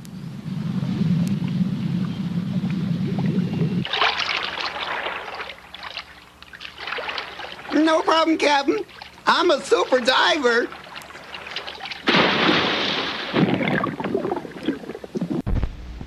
Cheer up, sleepy Jean. Oh, what can it mean to a daydream believer and a homecoming queen? I am here with RENAE Jacobs. No, Mickey Dolans. I'm Mickey Dolans Dolans. of the Monkeys. Oh, yes. Don't you know who I am? That's right. One of the founding members of the Prefab Four. That's right. Right here. Huge television show, huge concerts. They picked 2 actors and 2 musicians, and then they ended up with 4 actors and 4 musicians. That's right. And it was a huge phenomenon. And he's talking about the monkeys. Yes. No, Not I'm talking not about the turtles. Donatello, Michelangelo, Raphael, and hold on, Leonardo. Leonardo, yes. Named after the Renaissance masters. Absolutely. It's amazing, too, because now all the kids know who the Renaissance masters are. They know who the Renaissance masters are. And those boys are going to blow up. Now that they've been named after Ninja Turtles, you're going to see the worth of that artwork go through the roof. Oh, yeah. You know, it used to be like worthless, and now everybody wants it. Yeah, you could get a Michelangelo for like $20 at a yard sale. But because of the Ninja Turtles, it's in the Louvre, it's worth millions. What are those sounds? I don't know. They're coming from the sewers. Michael Bay is making a movie over there. Michael Bay. Whoa! RENAE, we hear your voice all the time, of course. Now, in the Ninja Turtles, you're April O'Neil. Yes. Let's see here. This is you, right? April O'Neil. I think everyone had a crush on April O'Neil. That's what I hear. I'm sure you're hearing it all day, right? And I think your charm was coming through this character. Well, don't you thank think? you, sir. You flatter me. I always depended on the kindness of strangers. Kindness of strangers. After all, tomorrow is another day. But not just April, not just April, Not right? just April, yes. All kinds of various and sundry odd aliens and things. Yes. Could you give us a kind of a rundown of some of the side voices, all the side voices? Yes. The sides. You know, I mean, there's the main course, yes. which is April O'Neil, Right. and then there's all kinds of sides, which you can IMDb me. Yes. But you were a weird alien, right? Well, actually, I was the voice of Baby Glenn in one of the Chucky movies, in Bride of Chucky. Well, Hold on. And you know what? You do this. This is your expertise, your area. Well, I was trying to talk about turtles, and you brought it back to horror movies. Baby Glenn. Wow, Baby Glenn. Pretty great picture. Oh huh? yeah, wow. So what kind of noises does Baby Glenn Well, make? Baby Glenn was an interesting combination of me, and I can do that, with a pig squeal. Oh wow. So when he was born. Let's hear some pig squealing. Well, I didn't do the pig squealing. Oh, you They had didn't do real the pig pigs. squealing. Oh, okay. Oh wow. I can add the pig squealing. Let's do it together. Okay.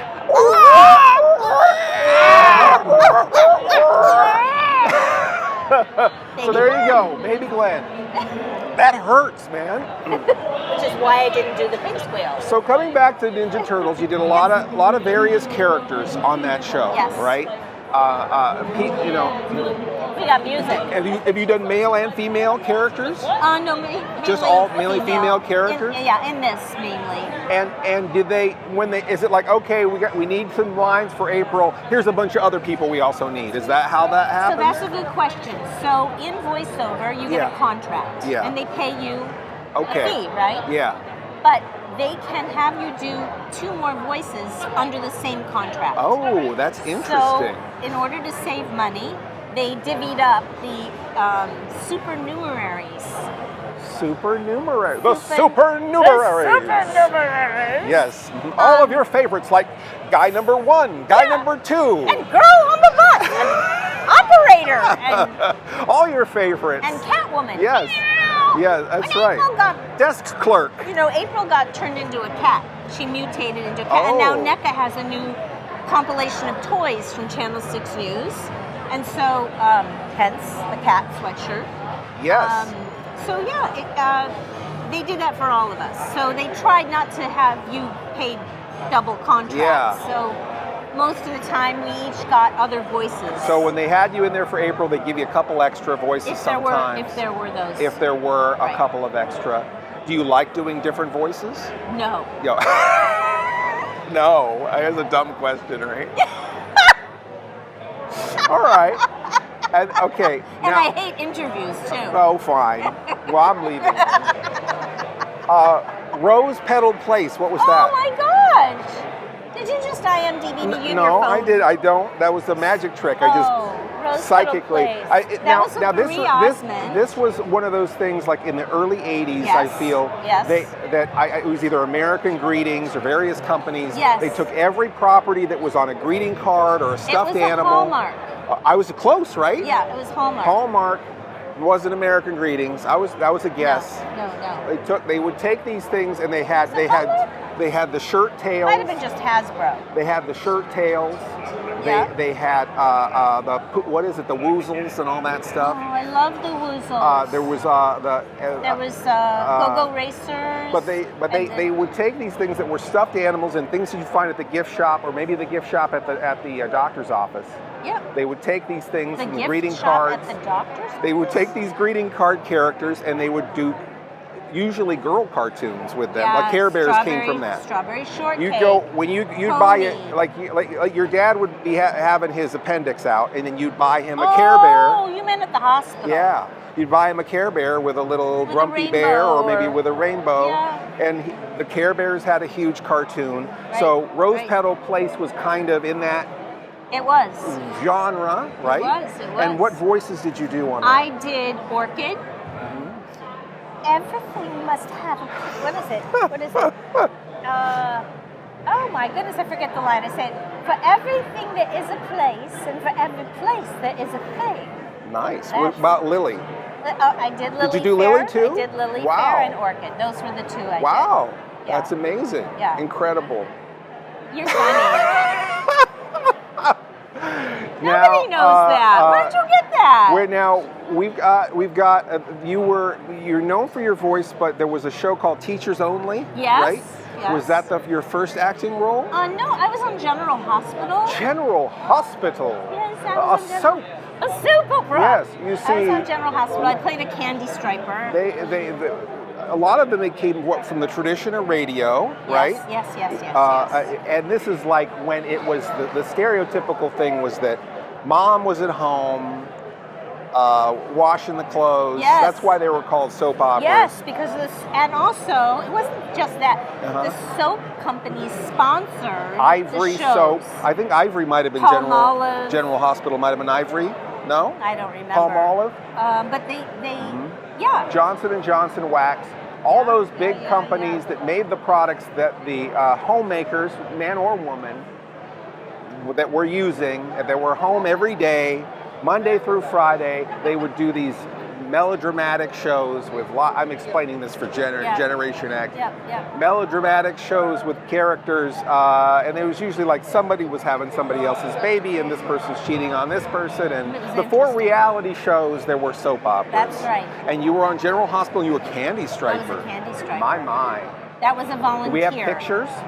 No pictures. Dang, that's too bad. And I was on a show called Masters of the Maze. I was the mistress of the maze. It was the first live-action video game on TV. Oh, wow. So I did that with, the host was J.D. Roth. That was pretty fun. And for what network or channel? I don't know. You don't know? I don't know when it was on. That's interesting. But it was on nationally. What's the audition process for voices? Like, how does that happen? Well, it depends. In the old days, they would call you in. You'd be in a recording studio, there'd be a bunch of actors out in the waiting room, and then they'd call you in, and you'd go in and audition.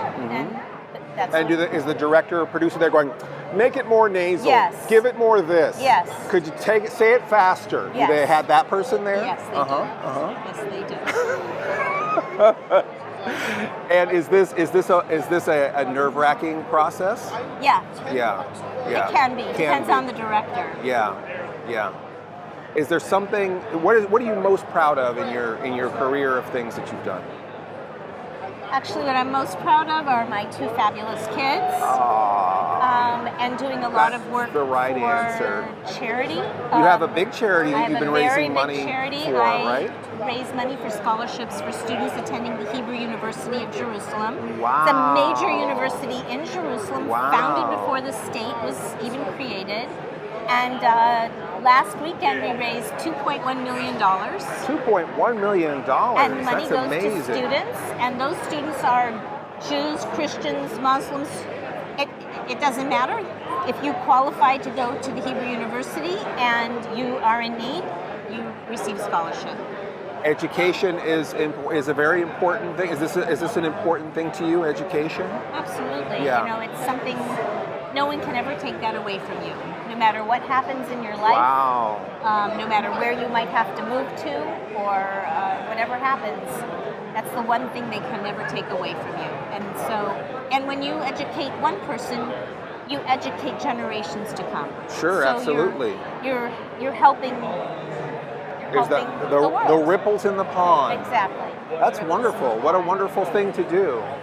You're a humanitarian. You try. And a delightful person and an entertainer. Thank you. You know, you had a line of people here today. I've got a line here. You've got a line right here. I'll be with you guys in a minute. You didn't have to take this time to talk with us. Well, Renee, thank you so much. You'll have to come back. I'd be happy to. And we're gonna. You've got a bunch of sewer urchins here. How about we do this? Let's say goodbye, but we'll do it on. We'll say turtle power really loud on 3. Okay. Wait, you guys. Will you do me a favor? Can we ramp up the song to that? Teenage Mutant Ninja Turtles, Teenage Mutant Ninja Turtles, Teenage Mutant Ninja Turtles, Heroes in the Half Shell, Turtle Power! You guys want to say turtle power with us? I'll count to Okay, three. all right. Okay, ready? One, two, three. Turtle Power! And Cinema Insomnia will be right back. Thank you.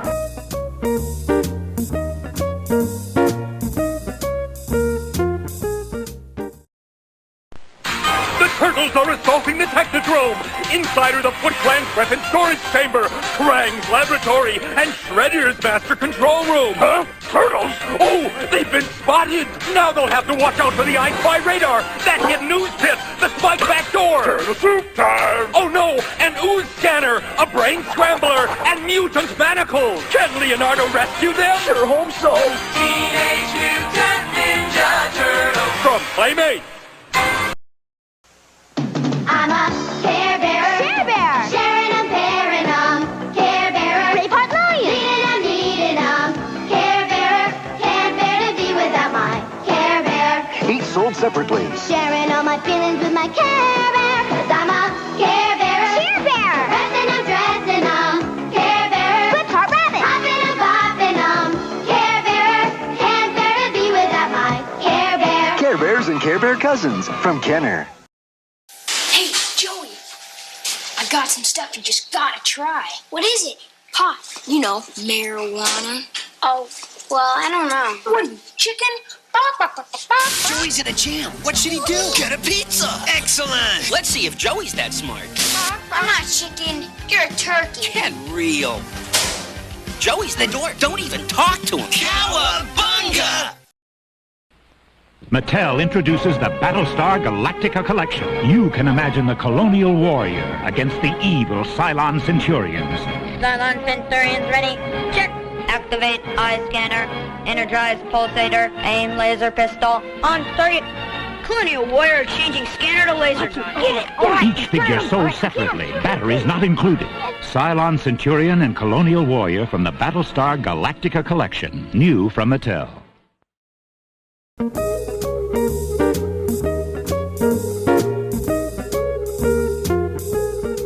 And now it's time for another Insomniac mail sack. And it's heavy this week, kids. Let's see what's in here.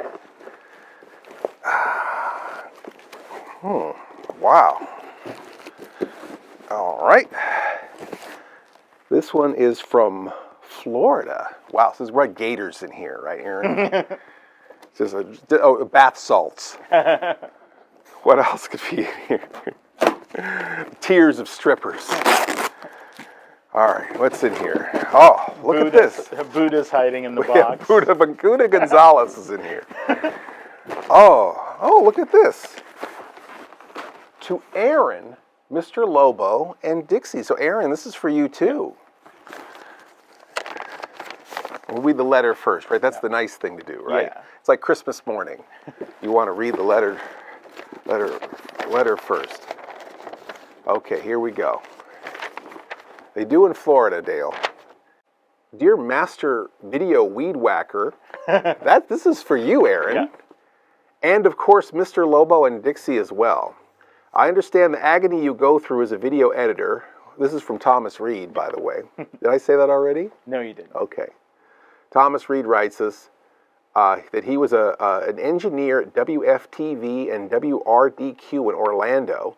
He was drafted to edit promos for the station shows. I even edited the old-fashioned way, giving 2 quadruplex VTRs, a 5-second pre-roll, starting them and hoping the edit was accurate.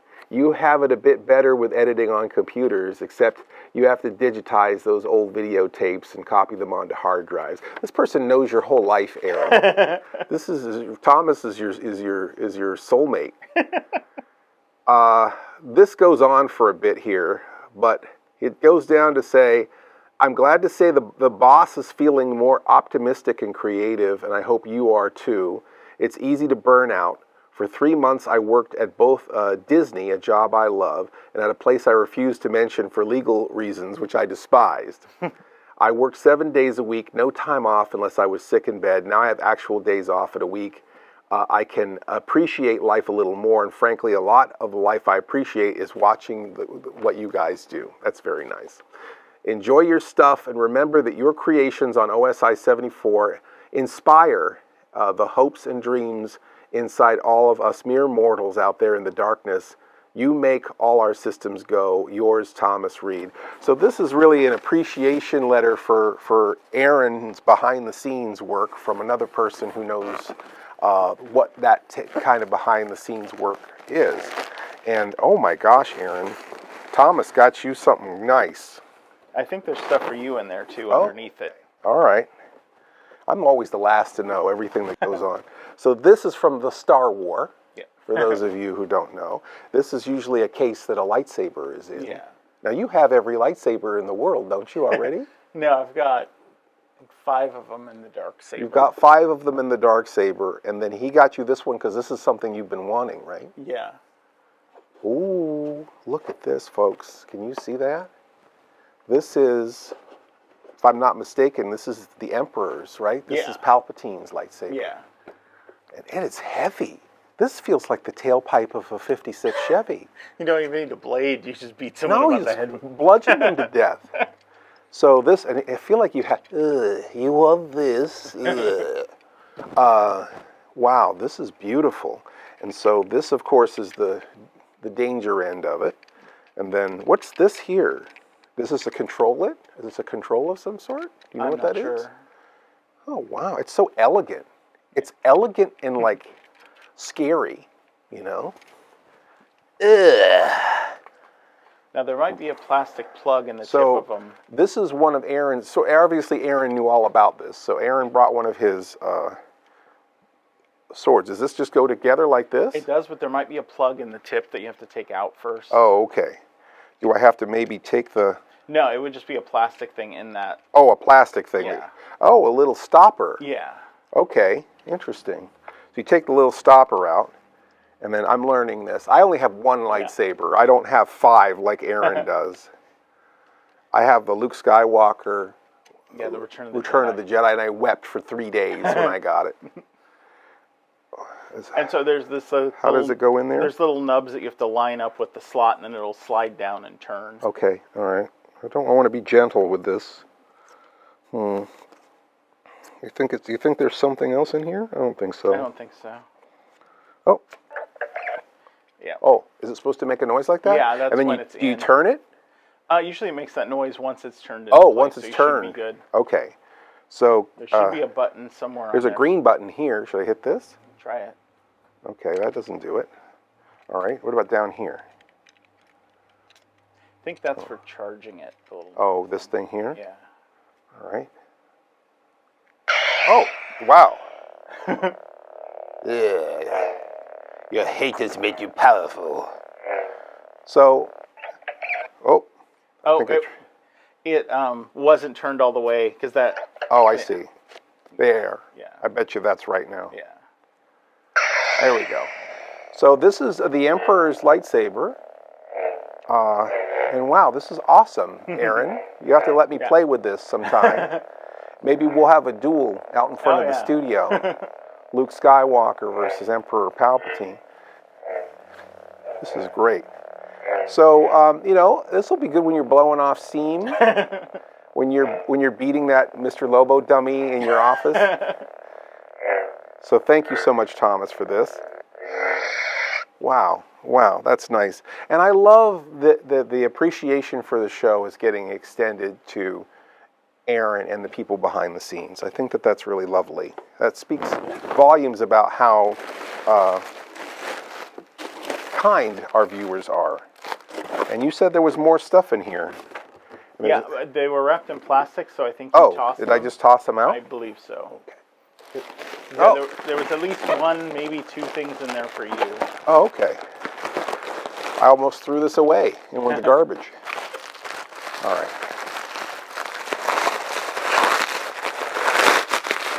I love bubble wrap. You know, there's that bubble wrap.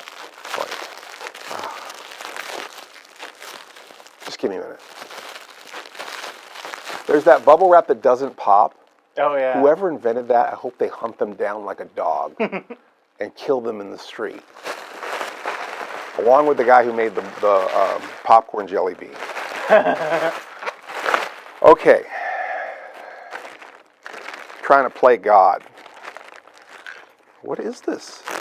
He said in the letter what he sent for you. Oh, really? Yeah. So I should have read that more intently. There was so much. I just, we're doing a TV show. All right, let me look at this real quick. In addition, sending 3 items for the studio. He says it right here, Galaxy's Edge. Dawn, so this is from Dawn Ondar's Den of Antiquities. Yeah, the lightsaber. The Darth Sidious. Yeah. Which is Palpatine. Yeah. And then, in addition, I'm sending 3 items for the studio. One is already built, the others you can build yourselves. The device is called a Larson scanner, named after Glenn Larson, the producer of Battlestar Galactica KNIGHTRIDER. It's an array of scanning lights that you can build into console scanners, weapons, Miss Mitten's backyard still, or whatever your imagination can come up with. Don't thank me, it's the people at Evil Mad Scientist in California made this. Okay, so this is from Evil Mad Scientist, and this is some, we're gonna have to build with this, but this is an array of flashing lights.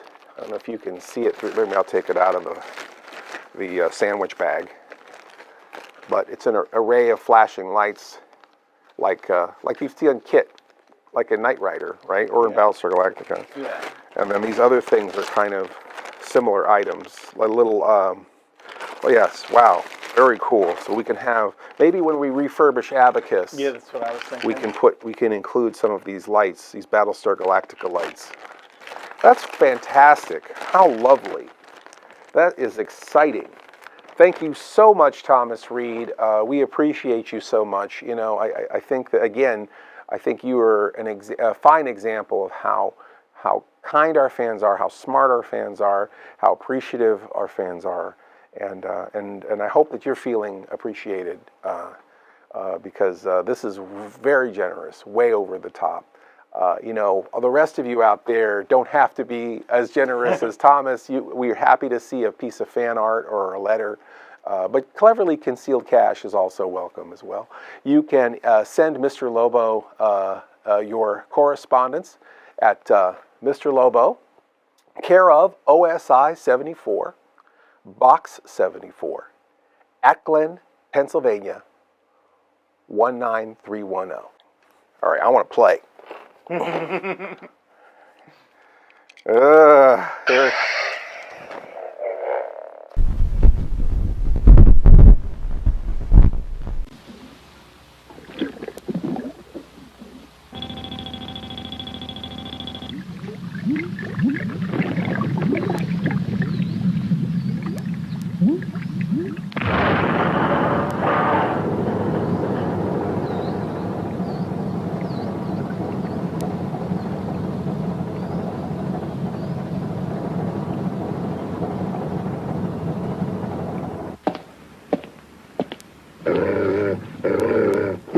Bernie, what's wrong?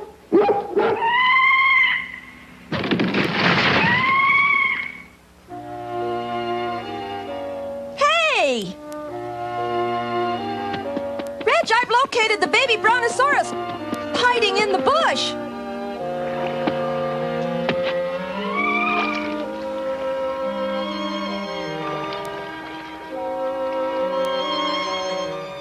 Yes, it seems the mother was trying to lead us away from her baby. Let's leave the baby alone.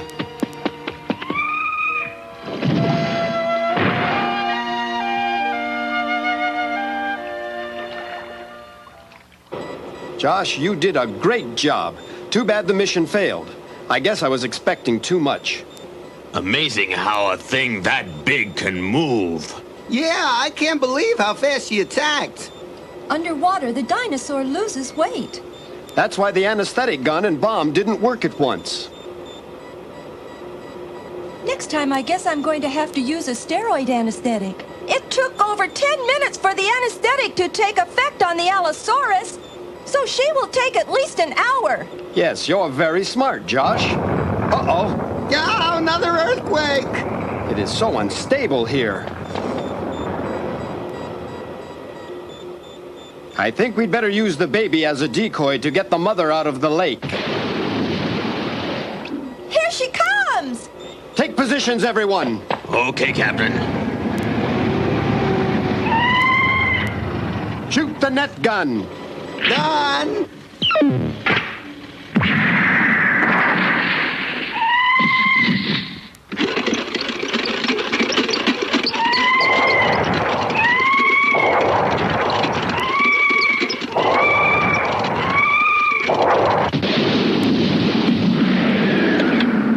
Got the steroid anesthetic. Arm the gun. Fire, fire.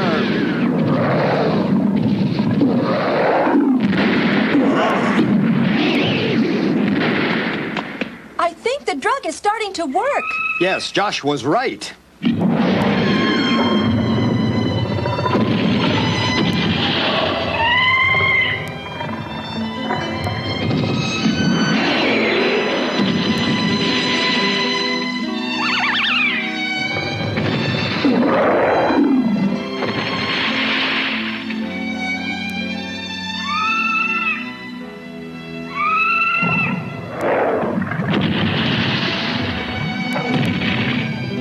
She's trying to reach her baby. Oh.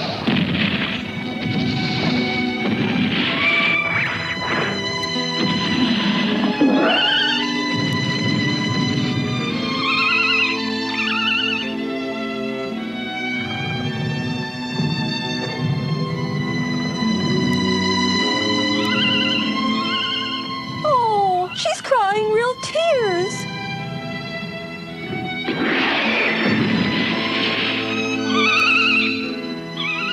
Love, real soggy stuff. Yeah, just like humans. Don't worry, baby Brontosaurus. Your mom is just sleeping. What a fatso. You're too heavy for my engines. Oh. Oh no, not more trouble. It looks like we're going to have to leave the mother behind. This situation is becoming entirely too dangerous, and we're going to have to get out of here.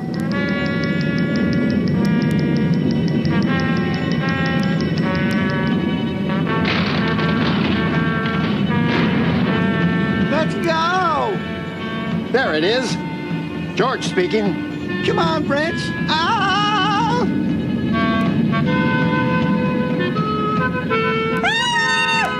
George speaking. What is your ETA, Carry Donkey? ETA for Carry Donkey is 10 minutes, sir. Hurry up. 10-4. We see you, Carry Bird. Hang on, and we'll be right there. George, let's go. We're going to be too late. You're weighing our lives against the dinosaurs. Just wait. Yay! Come on, move it, Carry Donkey. The Earth's crust is starting to break up.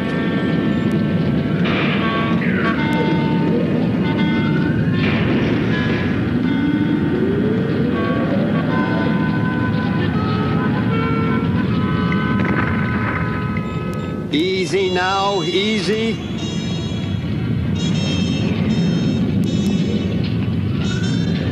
We're in danger, Donkey. Rush it. The Brontosauruses are now caged.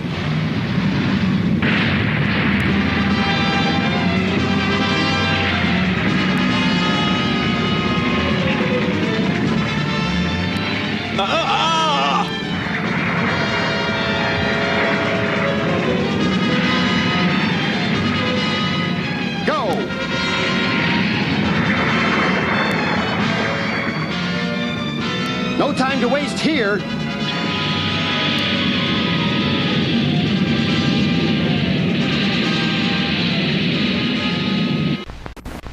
This is Mr. Lobo, and I'm here with Miss Blobfest 2022, Stephanie Vogel. Stephanie, it's so great to finally talk to you. Yes, you too. My gosh, is this a dream come true to be Miss Blobfest? Yeah, it is. Have you been coveting this title for a while? Yeah. Well, you know, my dad was extra in the original Blobfest. Oh. And like this was sort of like my kind of love letter to my dad. Oh. Unfortunately, he passed away from leukemia in 2011. I'm sorry to hear that. You know, but I think he would think this was so cool. He would be very proud. Yeah, he's got a good daughter. Wonderful. Thank you. And so he was in the movie, or? Yeah, he was one of the extras that ran out. Oh, wow. He was born and raised in Phoenixville. That's amazing. My mom was born and raised in Phoenixville. Wow, that's exciting. So one of the people running out, did they both run out or no? No, my mom dated someone in the original Blob. Oh, okay. So you ran out of the theater. So this is the Blob is in your veins. It is. This is your birthright. Right. Exactly. So finally, it's well. Hold on. Let's get you your throne here. Thank you. Why don't you sit? Oh, hold on. Give me that band. Oh. Okay. Here we go. Is this from IKEA? There we go. Yeah. It might fall apart, so maybe it is from IKEA. Okay. So, ladies and gentlemen, we have a brand new Miss Blobfest. I'm so sad that I didn't get to be there when you were going to be Miss Blobfest. Yeah, I was looking I think forward I to crowned seeing you every Miss Blobfest except for this year. You know, so and I don't even think we don't even have a crown or anything. You know what? I was going to bring my sash and my crown, but you know, I didn't. Oh well. There she is. Yes, I get my song. Miss Blob Festival. There she is. So surreal. You know the rest of it? I don't remember it anymore. Something. Blobfest. Very good. Excellent. Perfect. The crowd will run out to there we see go. the queen of high viscosity. There she is. Miss Blob Festival. Dripping slime and gooey feel.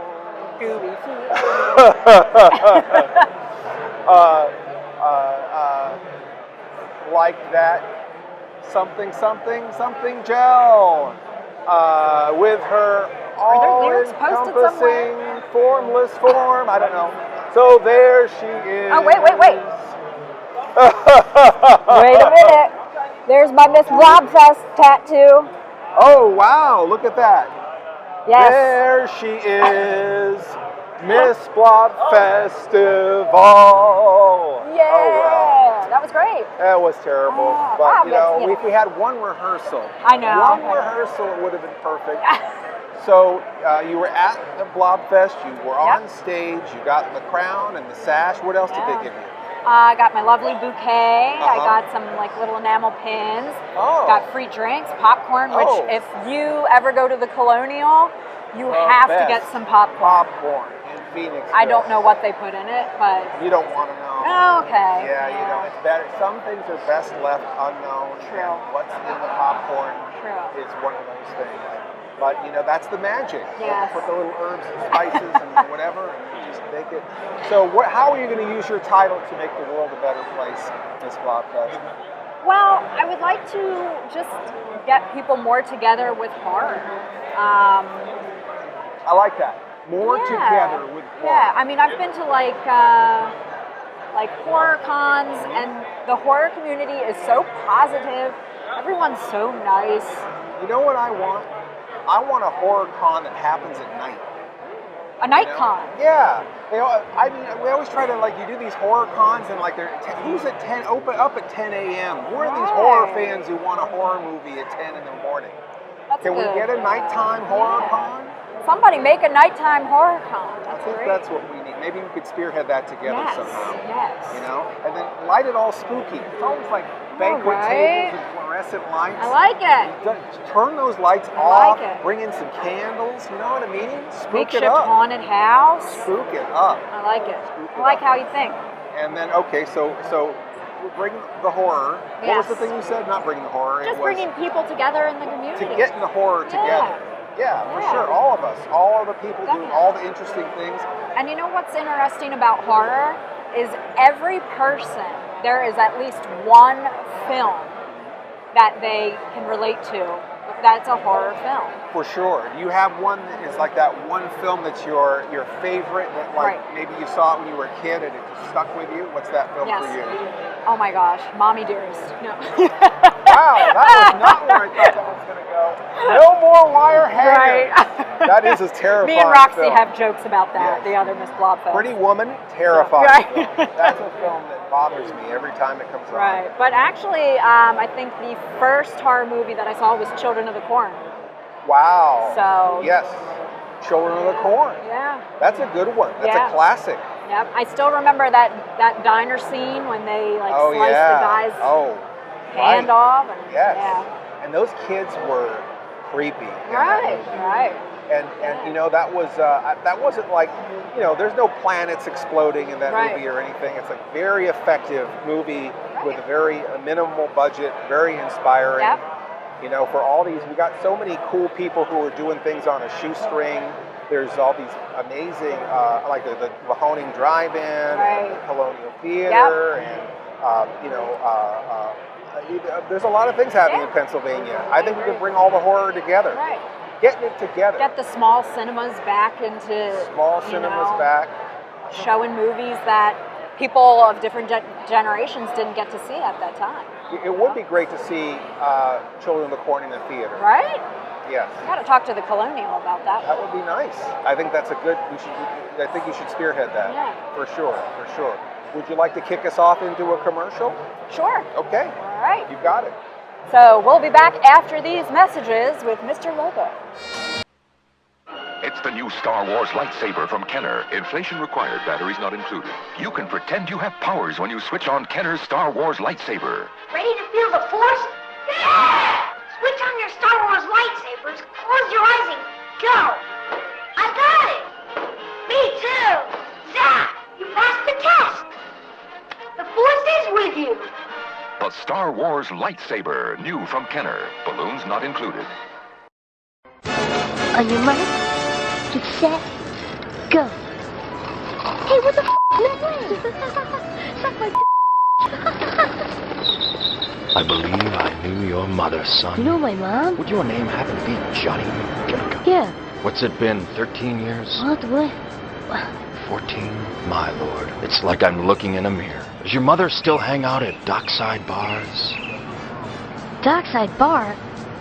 Johnny, do you play baseball? Over here, I'm a boglin. Me and my buddies need a place to hide out. Come a little closer. Oh, did I scare you? Oh, I do that so well. If you take us home, we'll kiss your Aunt Martha. We'll eat your peas. And we hope you know lots of girls. Hey, the name's Boglins. Each sold separately, and we're looking for good homes. Maybe yours.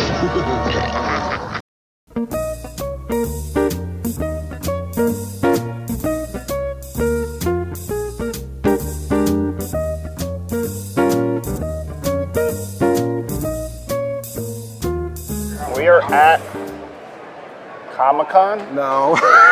Try We're again. at RetroCon? Yes! Oh, right.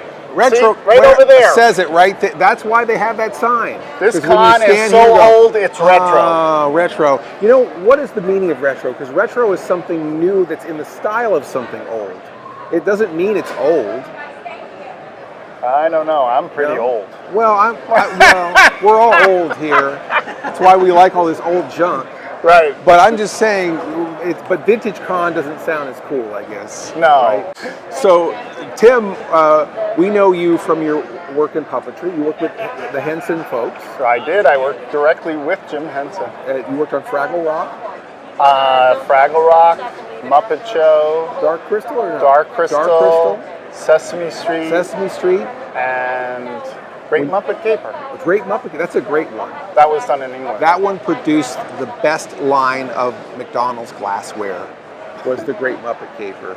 I had the Miss Piggy glass where she's coming through the stained glass That is the window. weirdest connection I've ever heard. The Great Muppet Caper was shot in between the production of Dark Crystal. Oh wow! Those were concurrent? Yeah, Lord Lou Grade wanted to make some money before he financed Dark Crystal. Dark Crystal. You know, Dark Crystal's great.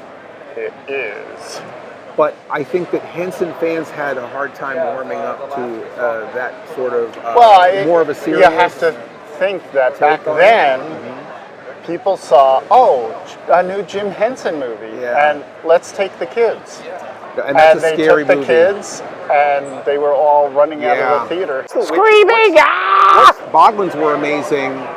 And they always seemed like that there was a lore and a show, but there really wasn't. The great thing is that the kids got to make up their own stories, create their own characters, give each Boglin, the name that they wanted. That's what I've always wanted, is for the to expand the kids' imagination, not contract it, like to give them a full storyline, a history, and all that stuff. Even now, when I've been working on the more recent concepts for where the Boglins come from, it's all from the perspective of different scientists, and they argue about what is real. That's great. So that's great. It may be this, but it may be none of it. Exactly. Like that's not what I observed. What do you think? What do you know about Boglins? Where do the Boglins really come from? There could be a whole conspiracy theory. We could make a whole wall with yarn and pictures and I think that's a great idea. Figure out how. You start on that this weekend. Okay, right now. I'm going to start right here. Okay, so Boglins was I'm assuming a huge success. They were everywhere I saw. Yeah, it was released by Mattel. Those commercials and stuff were great 87, 88, and then they dropped the line, and we got the rights back. Yeah. And Seven Towns, who was my agent at that time and still is, sold it to Allosaurus in Europe, and Boglins went on for another 8 years in Europe. There's mini Boglins, baby Boglins, small Boglins, wacky wall walker Boglins. Oh wow! Like everything you can imagine. So that's incredible. It was a highly successful line, and it's more popular and how much were you involved in the marketing and stuff, like the being in a crate and all that stuff? Did that come? Dwayne Langenwalter, who was, I worked on Boglins with Maureen Trotto. Okay. And Dwayne, who was her husband, came up with the design for the crate. box. That's brilliant. Absolutely brilliant. So Boglins was a huge hit, and then we had all of these amazing fantasy adventure cartoons coming to television, and one of them was Sectars, and that was after Boglins, or? No, Sectars is actually before Boglins. Actually before. I see, I always juxtapose those two. Okay, and, all right. They were put out by Coleco originally. Let's dive in a little bit into what Sectars are. Sectars was a hand puppet insect that the action figure rode on the back of. We had one of those, like sort of a spider one. It was originally based on a fly hand puppet that I made because I didn't like wearing Halloween masks to Halloween parties. So I would just go around with this fly, and people would have that kind of reaction, or I'd stick it in their drink. So the a little saddle on your little insecty creature. And then the beings who rode them were insect-like also. Correct. They were in their whole world of insect heroes and villains. It was the symbiotic relationship between the man and the beast. And this was an enormous hit too, wasn't it? Yeah, it was. It did very well. Unfortunately, Coleco had a lot of money problems with Atom Computers, which failed terribly. And that was the demise of Coleco. That's a shame. So, the end of Sectars. The end of Sectars. And the comic book that was out at that time was a Marvel comic. Correct. And was that came out at the same time as the toys, or before or after? No, it was launched right around the same time as the toys product came out. Did the comics come with any of the comics come with the toys? Yeah, Did they little do any mini of those? comics. Okay, I think I remember that. The production for a movie with stop motion animation and live actors was 6 weeks into production in Hollywood, and then the plug got pulled because Coleco was having financial problems. Stop motion animated Sectars movie.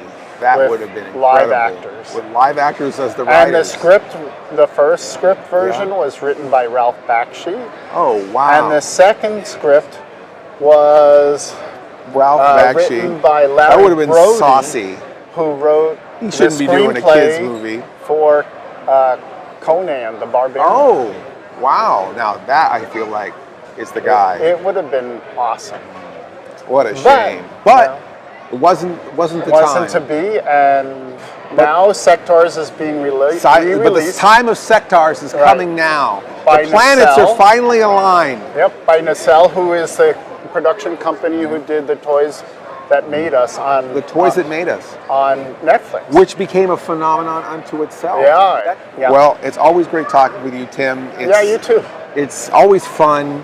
And, nutty and wacky. And weird and a little upsetting and weird. and okay upsetting. Again. I'm sorry. Do you need some Pepto-Bismol? Yeah, it's like right here. Oh, you know? Gosh. I hate that, especially when you eat con food. The only thing that's worse than how I feel after eating the con food is how I feel after watching more of tonight's movie, Return of the Dinosaurs. Once the Dinosaur Patrol secured the Brontosaurus and her baby, they transported them to the Dinosaur Reservation on Sarian Island.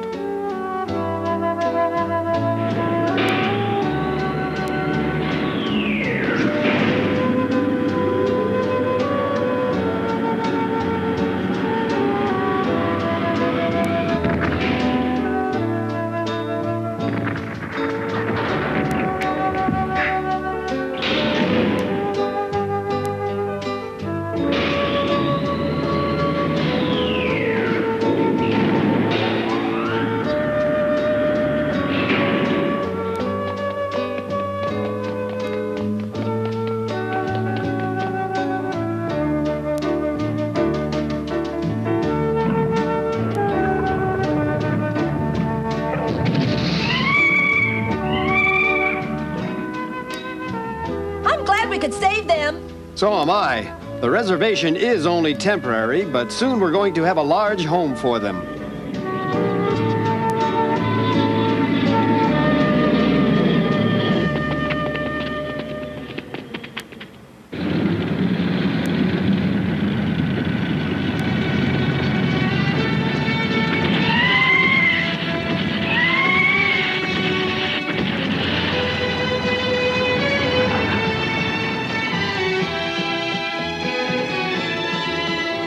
Over here is the carnivorous dinosaur area. That Allosaurus has sure mellowed with a full stomach. How much does an Allosaurus eat? A mere 80 kilograms of meat a day. 80 kilograms?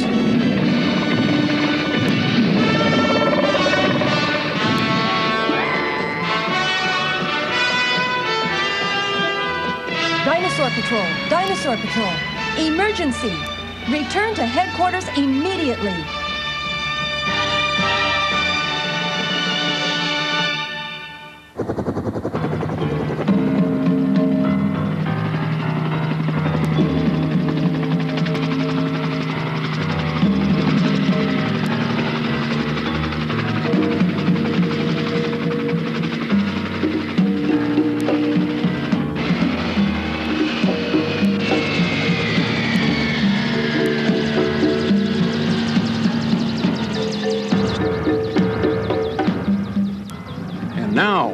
Big game hunters in search of dinosaurs for their collections are drawn to the scene.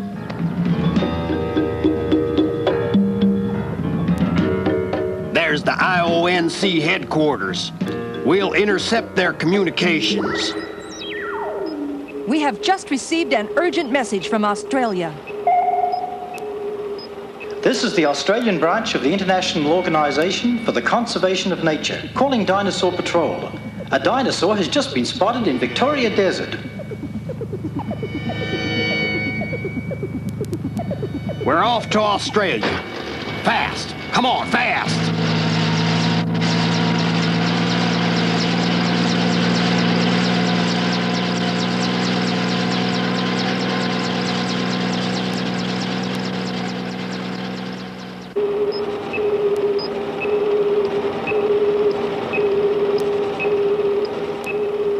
This is the Australian videotape that we just received.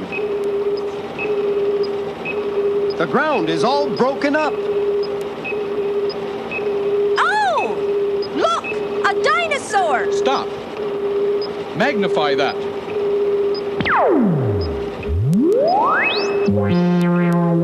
A Tyrannosaurus! The reconnaissance plane filmed it in the eastern part of the Victoria Desert in central Australia.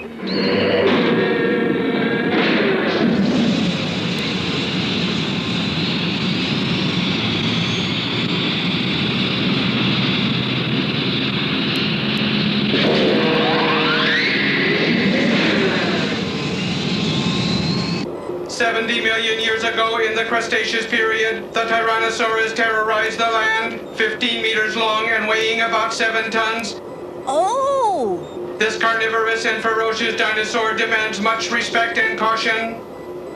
We'd be a biteful for him. Largest of all. I'm sick of dinosaurs.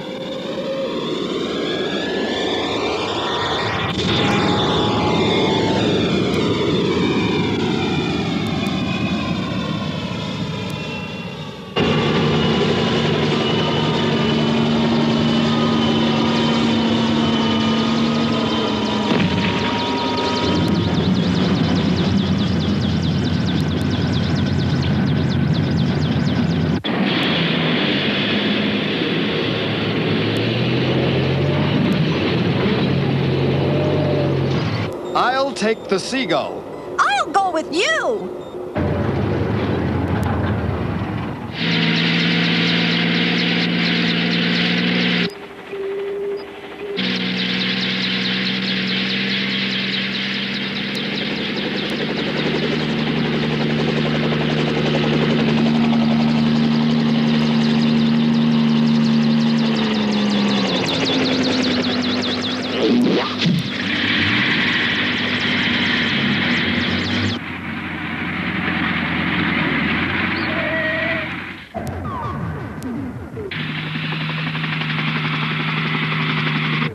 The Seagull is 7 kilometers northeast.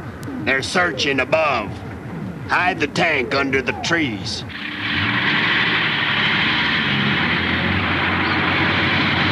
As soon as they find the dinosaur, we'll catch it fast. Are the arms ready? Yes, sir. 3 rifles should kill any dinosaur we find. Then we'll cut off its head. We can use this chainsaw. Okay. This is Mr. Lobo, and we're here online for RetroCon's famous costume contest. You see a lot of creativity, a lot of characters you don't see very often. Excuse me, could I say something to you for a second? Hey, you're Barf, aren't you? I'm Barf, yeah. I'm my own best friend. Did you see Spaceballs of course. In the theater? Yeah, oh yeah. Wasn't it like the best? It was amazing. We just went to a drive-in theater this summer too to see it. Oh yeah? Yeah, it was great. What drive-in was that? Up in Ithaca, New York. Oh really? Yeah. And they had Spaceballs at a drive-in? Yeah, yeah. Oh, man. Bringing it back, you know? That's old fantastic. school. Yeah, love it. That's great. Yeah. That's great. Yeah. And this is my Lone Star, yeah. Lone Star. Wow. The gender swap Lone Star. Heck yeah. Fantastic. So is this your first RetroCon? Yes. So this is a great idea. I think you guys could cinch this. Don't you think? Thank you. I think so. Well, you look fantastic. And may the Schwartz be with you. Thank you so much. Wow, that's incredible. Oh, Robot Man? Hello. Hey. How's it going? It's going great. So, are you excited about the costume contest? Yeah, reasonably. Are you in a costume, or is this just you? This is what I look like. Yeah. That's kind of unfair, don't you think? I don't have any sense of sensation in my entire body. Well, I guess if there's no sense, there's no feeling, and if there's no feeling, there's no harm, so there's no harm to any of this, right? Whatever it takes to get you to sleep at night, man. Yep, fantastic. Well, I hope that you do well today. Thank you. All right, well, good luck. Hi, how are you? You don't talk because you have that in your mouth? You look great. Thank you. Thank you. Is it what character is this? This is Nezuko by an anime called Demon Slayer. Oh, okay, great. Fantastic. And is this one of your favorites? Yes, she is one of my favorite characters. I love her a lot. She's amazing. That's a good reason to be a character. Well, good luck today. Thank you. Uh-oh. My worst nightmare, the Hamburglar. Hamburglar used to give me really bad nightmares when I was a kid. No. Burger? He's changed his ways. He's not the man he once was. He's done his time. He's served his sentence. Well, thank you so much for this. I hope that you do great today in the costume contest. I love it. Fantastic. Robble. Yeah. Robble.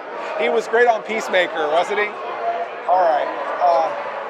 Hi there, how are you? Doing pretty good, buddy. How about yourself? Fantastic. You've got some amplification. I do. It's a little hard to hear in this bucket, so I had to make it easier for everyone else. It helps with me, too. It's fantastic. Appreciate it, buddy. And did you make this yourself? I did. That's awesome. The 3D printing and fiberglass, thrift shops. Is there some, is that foam from Harbor Freight? No, this is fiberglass, buddy. Oh, you can touch fiberglass. it. Oh, wow. Yep. Oh. Yep. That's amazing. Thanks, buddy. Appreciate it. Long time. Well done. Thanks, man. You got your holiday special rifle here. Ambient blaster, pistol. Oh, you got it all, man. Getting there. You're ready to hunt. Well, man, weapons so much. All right, good luck today. Thank you. Hello, how are you? Good, how are you? Sorry. Good. So, are you Spider-Gwen or what? I'm Silk. Silk. She's another version of in the Spider-Verse. She's another female, like Spider-Man. She's another Spider-Man. Yeah. But she's not a Spider-Woman.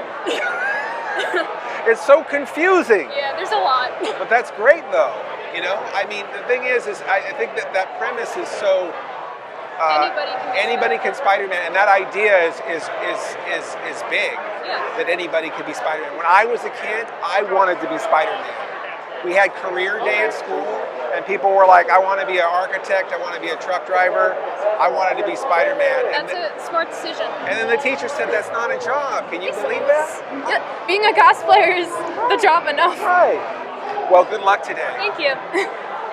Look at this. Hi, Luke Skywalker in Red 5. Red 5 standing by. Right. Wow, this is fantastic. Thank you. Did you build this? Yes, my husband and I built this. Took us a few months. That's fantastic. I love it. Thank you so much. We were helping you get in it. Yes, indeed. It does take a few people. Little hard to get through doorways. We're going to need a crowbar or something to get you No, out. no, please. None of that. Well, you look fantastic. May the force be with you. May the force be with you as well. Wow. Hello. Oh, you coming through here? I felt like that guy was cosplaying one of the Revenge of the Nerds guys. So you Slash, right? Yeah, Slash and Chitara. And Chitara. Where did you meet Chitara? Third Earth. Good answer. Good answer. This is you are a fabulous Chitara. Thank you very much. I think that was everybody's crush growing up watching the Thundercats was Chitara, right? It was between that and the Baroness. Make them fight. And I want to watch. In Jello. In Jello. Right there, Aaron, you writing this down? Chitara and the Baroness fighting in Jello. We need to find a Baroness here today. I cosplay Baroness. Oh, you can't fight yourself. No. But if you do, I'll watch. Okay. We'll work on it, right? We've got some homework. Well, both of you look fantastic. One of my first jobs was working at a theater. Guns N' Roses played at the theater where I worked. I was an usher, and in there, I had to clean up their dressing room. And there was just pizza on the walls and stuff stuck to the ceiling, but they had all these guitar strings laying around, and I gave them to all my friends at school the next day, and it was like the big hero at school. Did Axel actually show up on time? No, nobody showed up on time. I think the show started like an hour and a half late. That's par for the course. But anyhow, awesome. You look great. Thank you. Hi, you look fantastic. Good luck. Thank you. Good luck. You look great. This line is moving fast. He's a Scarlet Witch, everybody. Oh, and Super Grover. Oh, and Jason. Well, watch out. You look great. Fantastic. Oh, and you. Oh, hold on here. You are Grimlock? We can really transform. You are some kind of dinosaur robot transformer. Yes. Yeah. Me Grimlock can really transform. You can transform for real? Yeah. Can you do it now? Sure. All right. Well, Grimlock's gonna transform for us. This is like when you're transforming your transformer at home. You have to take the hands off. You have to go ask your dad. He's transforming it. Look at this. This is amazing. You know, we're going to go out to a break. Cinema and Song will be right back, and we'll be back with Grimlock's transformation.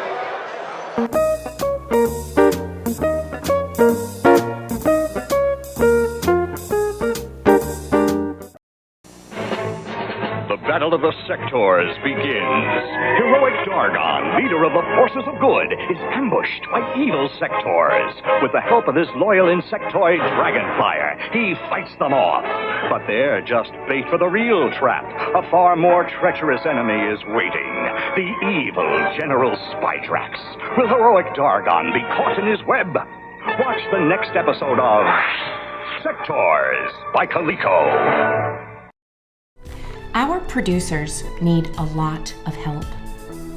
If you like what they do and what they do works for you, why not consider putting a little something in their thank jar? Oh, you can buy crack from me. Our producers receive 100% of the tips in their thank jar. Reach for the sky. Support OSI. Mr. Lobo and Miss Dixie are founders of Outer Space International and OSI 74, which you can support monthly on Patreon. They also produce Cinema Insomnia and many more shows. To send one-time funds online now with no further obligation, go to paypal.me/Mr. Lobo. That's paypal.me/Mr. Lobo. You can find more thank jars for your other favorite shows at osi74.com. This week at McDonald's, get a great Muppet caper glass featuring Kermit the Frog, who pedaled his way to stardom and who was quoted as saying, "Look, Ma, no hands." Look, Ma, no brains! Yes, it's Kermit and his pals in a scene from the new Great Muppet Caper movie on a glass, and it's yours at a special price when you buy any medium-sized soft drink this week at McDonald's. So catch yours when you drop in this week only. The Transformers, more than meets the eye. Autobots wage their battle to destroy the evil forces of the Decepticons. The Transformers, more than meets the eye. The Transformers, robots in disguise. Attack the Autobot commander! Call in the Decepticon leader! Transformers, more than meets the eye. The Transformers, from Hasbro.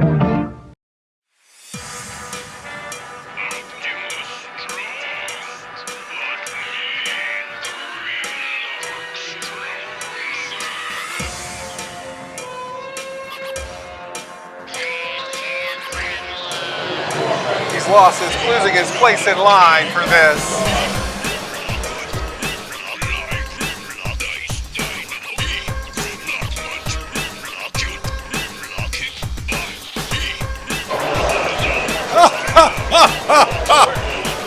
Wow.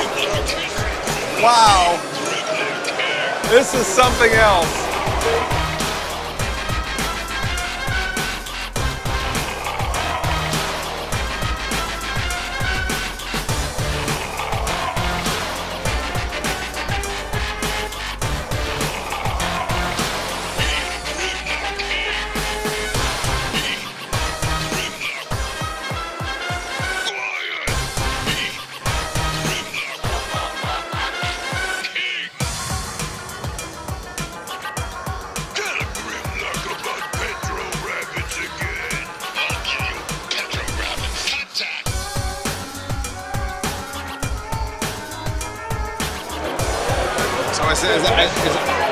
Are we fully transformed yet? Not yet. Not yet. Okay. Okay, no problem.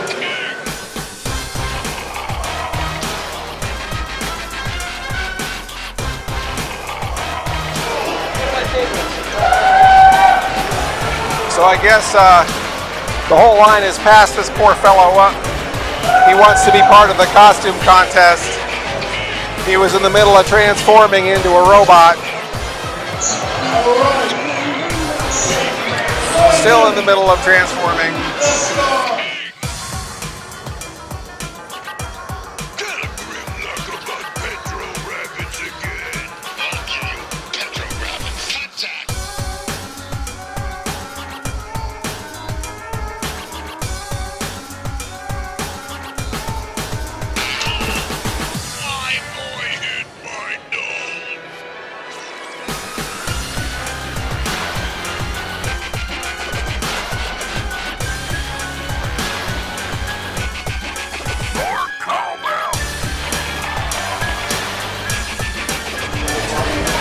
this guy won as far as I'm concerned.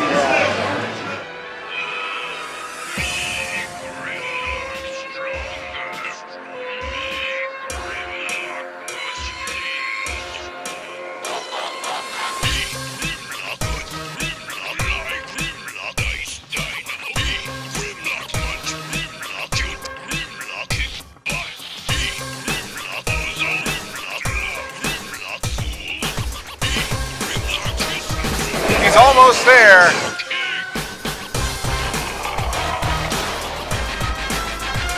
He's almost there.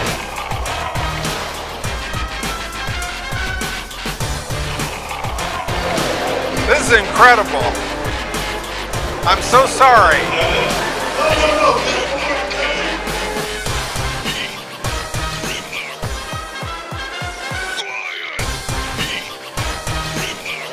He was in dinosaur mode in line, and then he says, "Oh, I can transform," and then he started changing it back into the robot.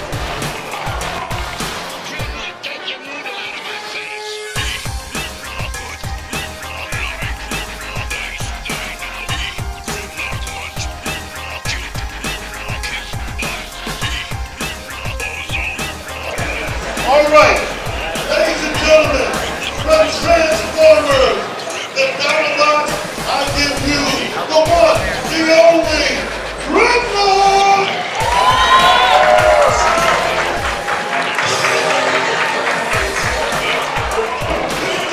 Well, that was a story, I guess. Yeah. The story of how Mr. Lobo sabotaged the costume. He said that he wanted. I'm just giving you. Yeah, I know, but I didn't. The mom was like, someone asked him to transform. I didn't ask him to. He said GRIMLOCK can transform, and then just started doing it. Can you do it now? Let's give him a big round of applause. Well, we got the entire transformation on film in hand for GRIMLOCK. We're going to return to our very slowly moving movie, Return of the Dinosaurs. Strikes Back.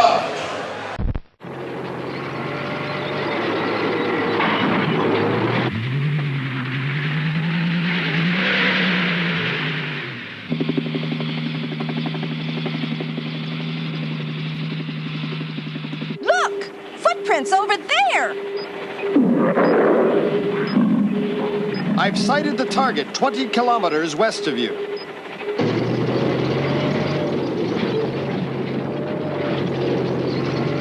Oh my God, another dinosaur is gonna attack us.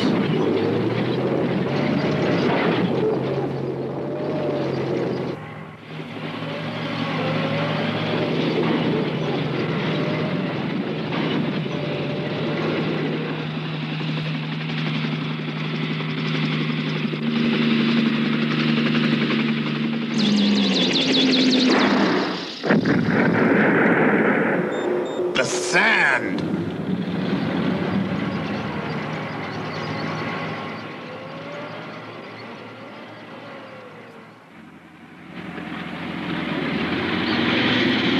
They're going much faster. They found the dinosaur. Follow them.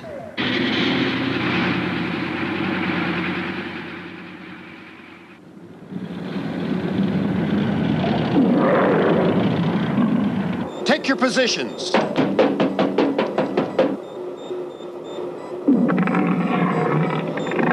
Wrench, drive with the sun behind you.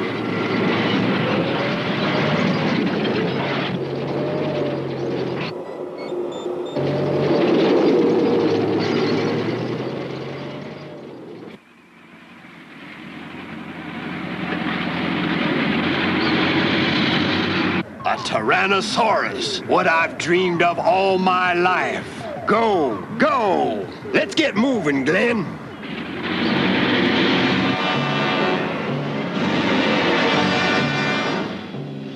There's a tank over there. Now what do they want anyhow?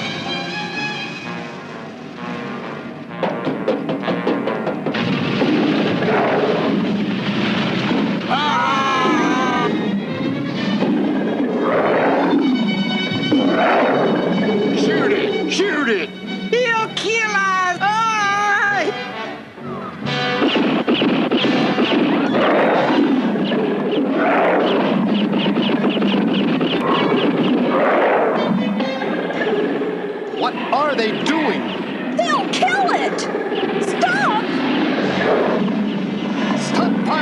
guns. Don't bug us.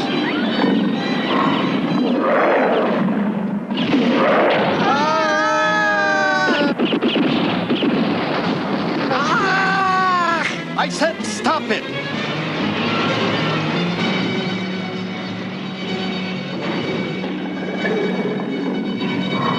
Get away.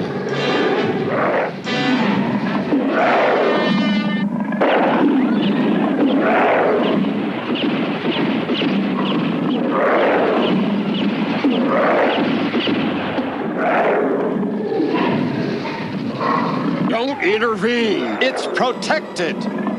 By scientists? They've no right to stop me from hunting dinosaurs. IOCN protects dinosaurs. Go away or I'll shoot you where you stand. Oh no! Quicksand! Wrench, quick! Full speed ahead! Ha! Serves you right. Leave 'em.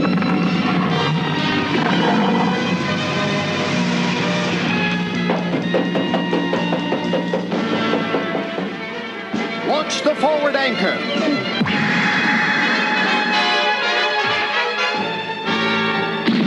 Slowly pull out.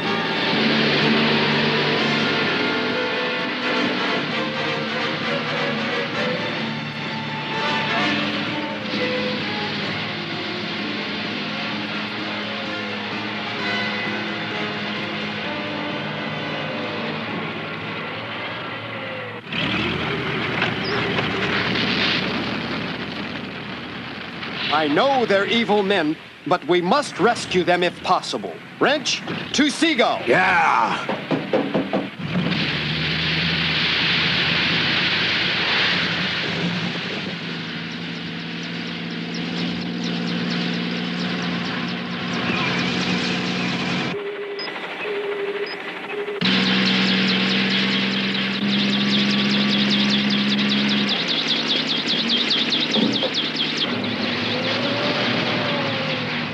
Launch the anchor.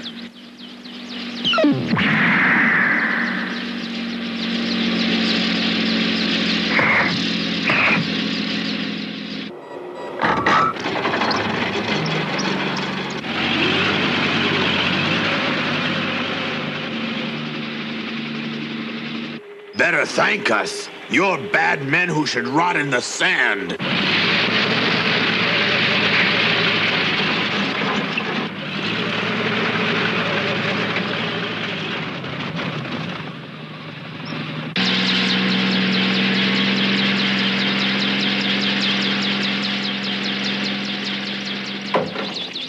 The Dinosaur Patrol saves everyone.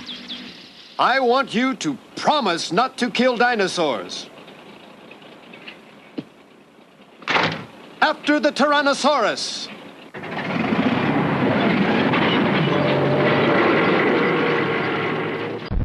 Wow, that is Return of the Dinosaurs, Bob.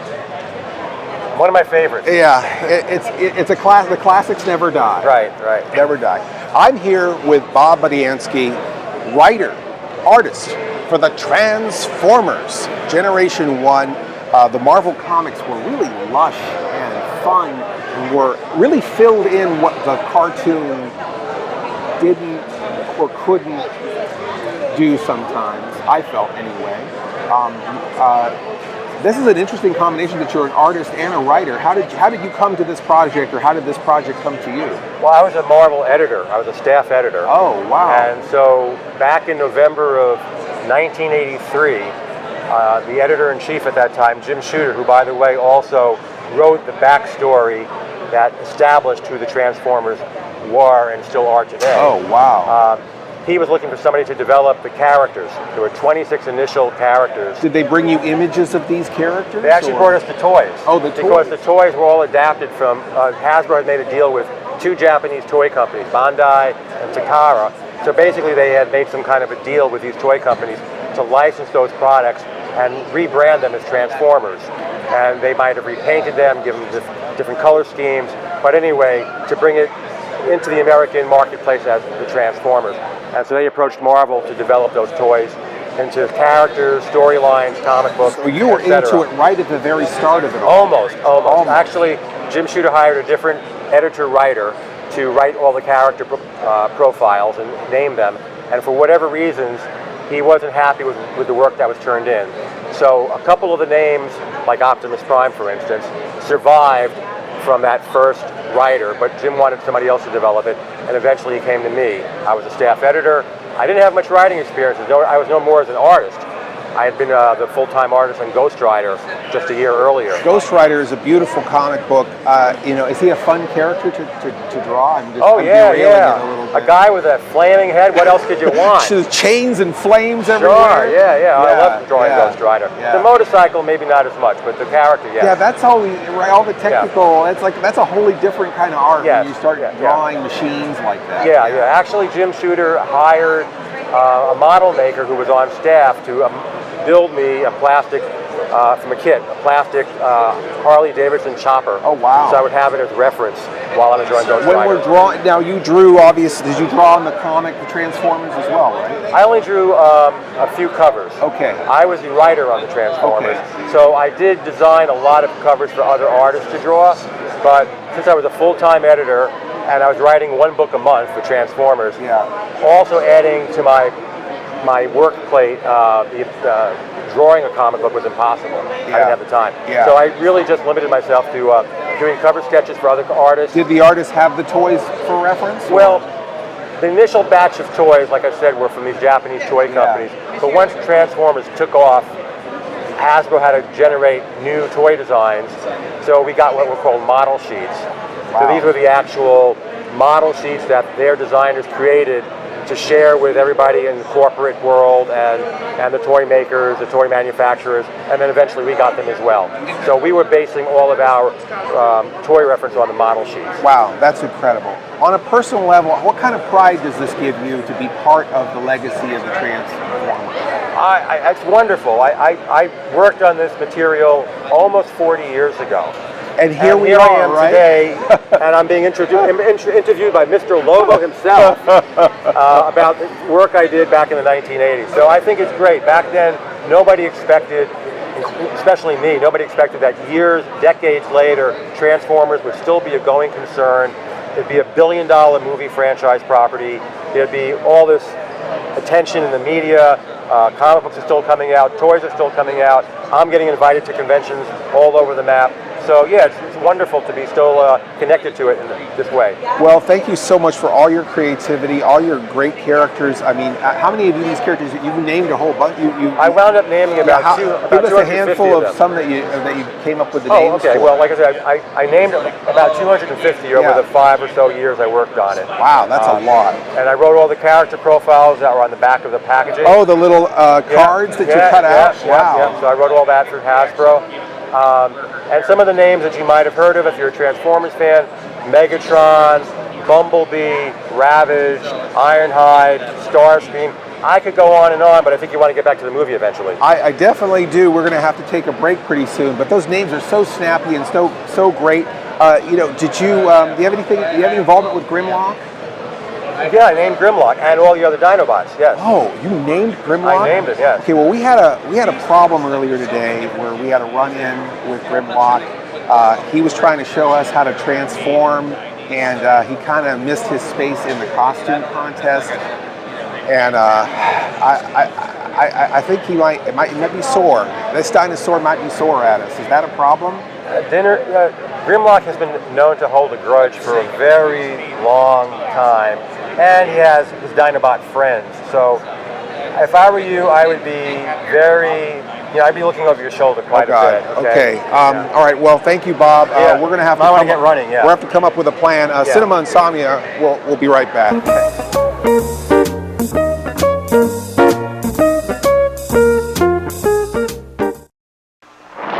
You'll help them battle the evil Decepticons the Autobots create, Dinobots.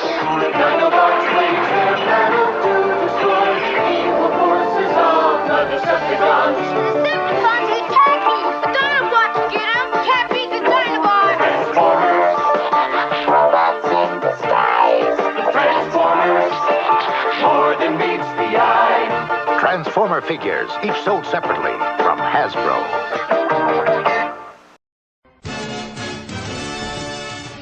You're not cooking. Yeah, dude.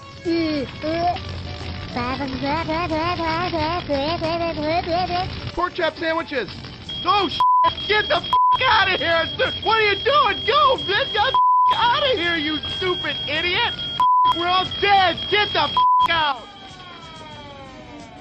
My God, did that smell good. Detect it. There's no going, and you tell me do things. I done running.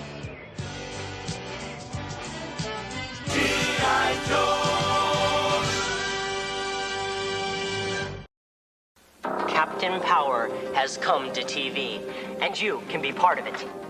What are you doing? Aim the PowerJet XT7, fire invisible beams at the television targets, and score! Or be hit. The TV show fires back. No kidding. Captain Power versus Lord Dread. I don't believe it. Believe it, short human. The power of the future is in your hands. Believe it. Captain Power jet and figure sold separately. Batteries not included.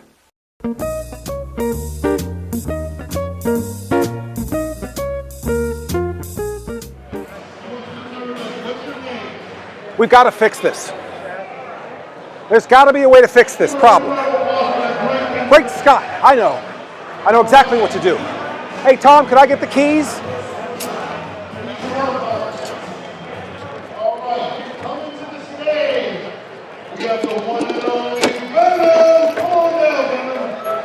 Thanks for watching Cinema Insomnia. We're going to jump into the conclusion to Return of the Dinosaurs, but right now, Mr. Lobo's got to stop a Dinobot apocalypse.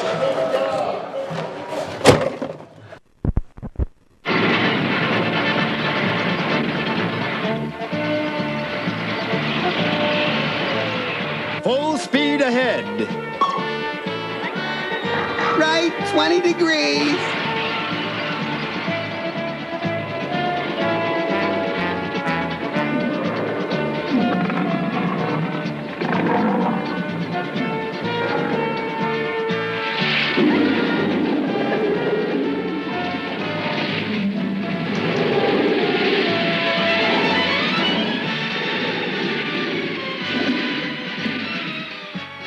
It fell into a crater. Fire the net and catch him.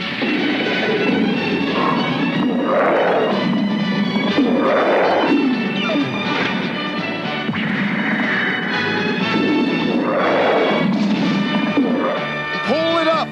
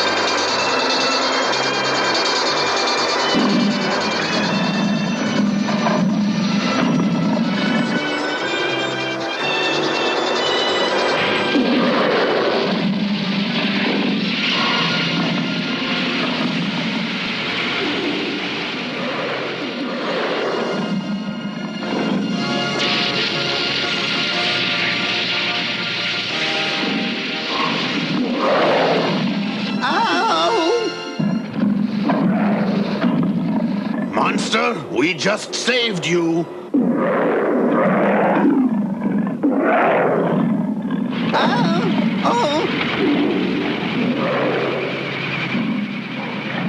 Fire!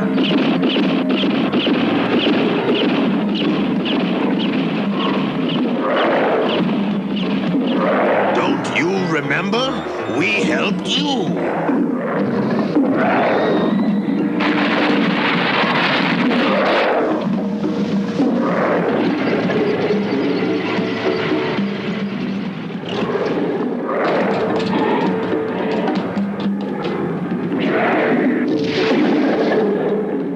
Fire the sleeping drug bomb at them. They're in my way. That's my dinosaur. Fire! Fire! Okay.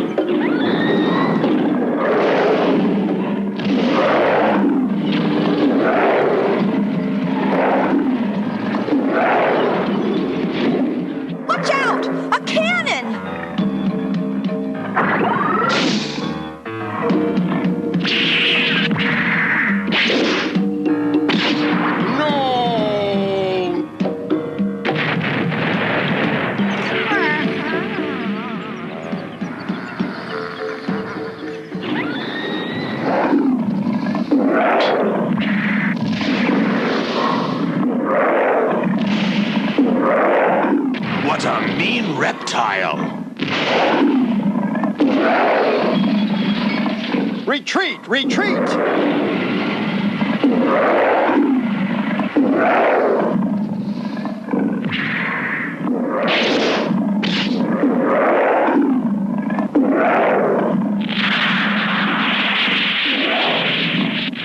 It's dragging us, Wrench!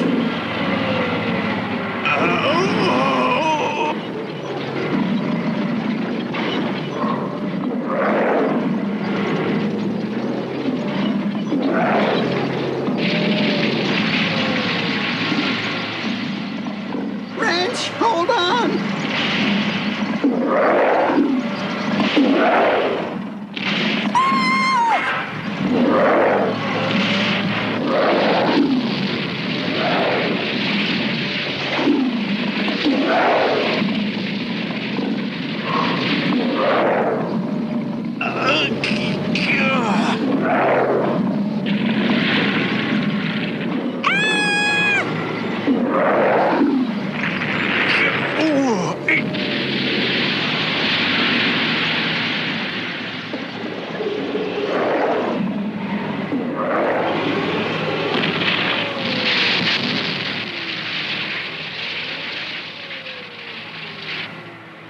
No wonder everyone always calls it a killer. Thanks! I was so scared!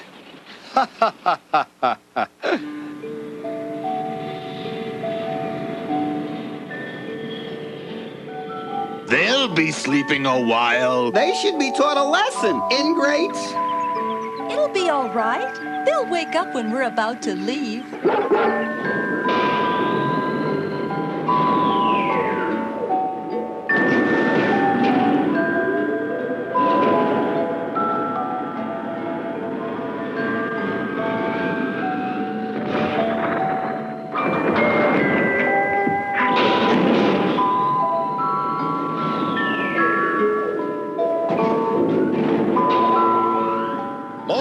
Will come, but we'll always be there to save the dinosaurs from those who would destroy them.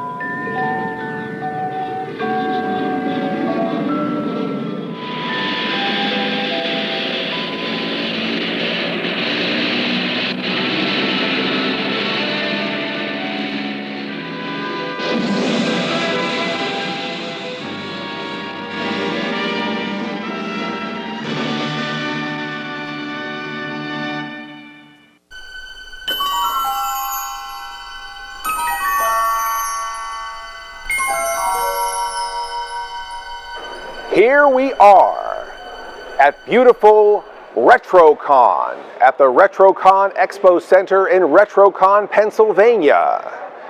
You're not dreaming, you're watching cinema, Insomnia. I'm your host, Lobo Commander, and we have a very, very special show for you tonight. We are going to be going back into our memories, into our hearts, all of our childhood dreams, all of our fun, all of our toys, all those things that made us happy. We're going to explore here at RetroCon, which is celebrating its 10-year anniversary. Just come right on through. We're not professionals. We are going to be presenting to you a fabulous movie. At RetroCon, we celebrate the 60s, the 70s, the 80s, and now even the 90s is retro. Can you believe that? And we have a fantastic film for you tonight, a classic, a Jurassic classic, if you will. Steven Spielberg proudly presents. Stop! Stop! Stop!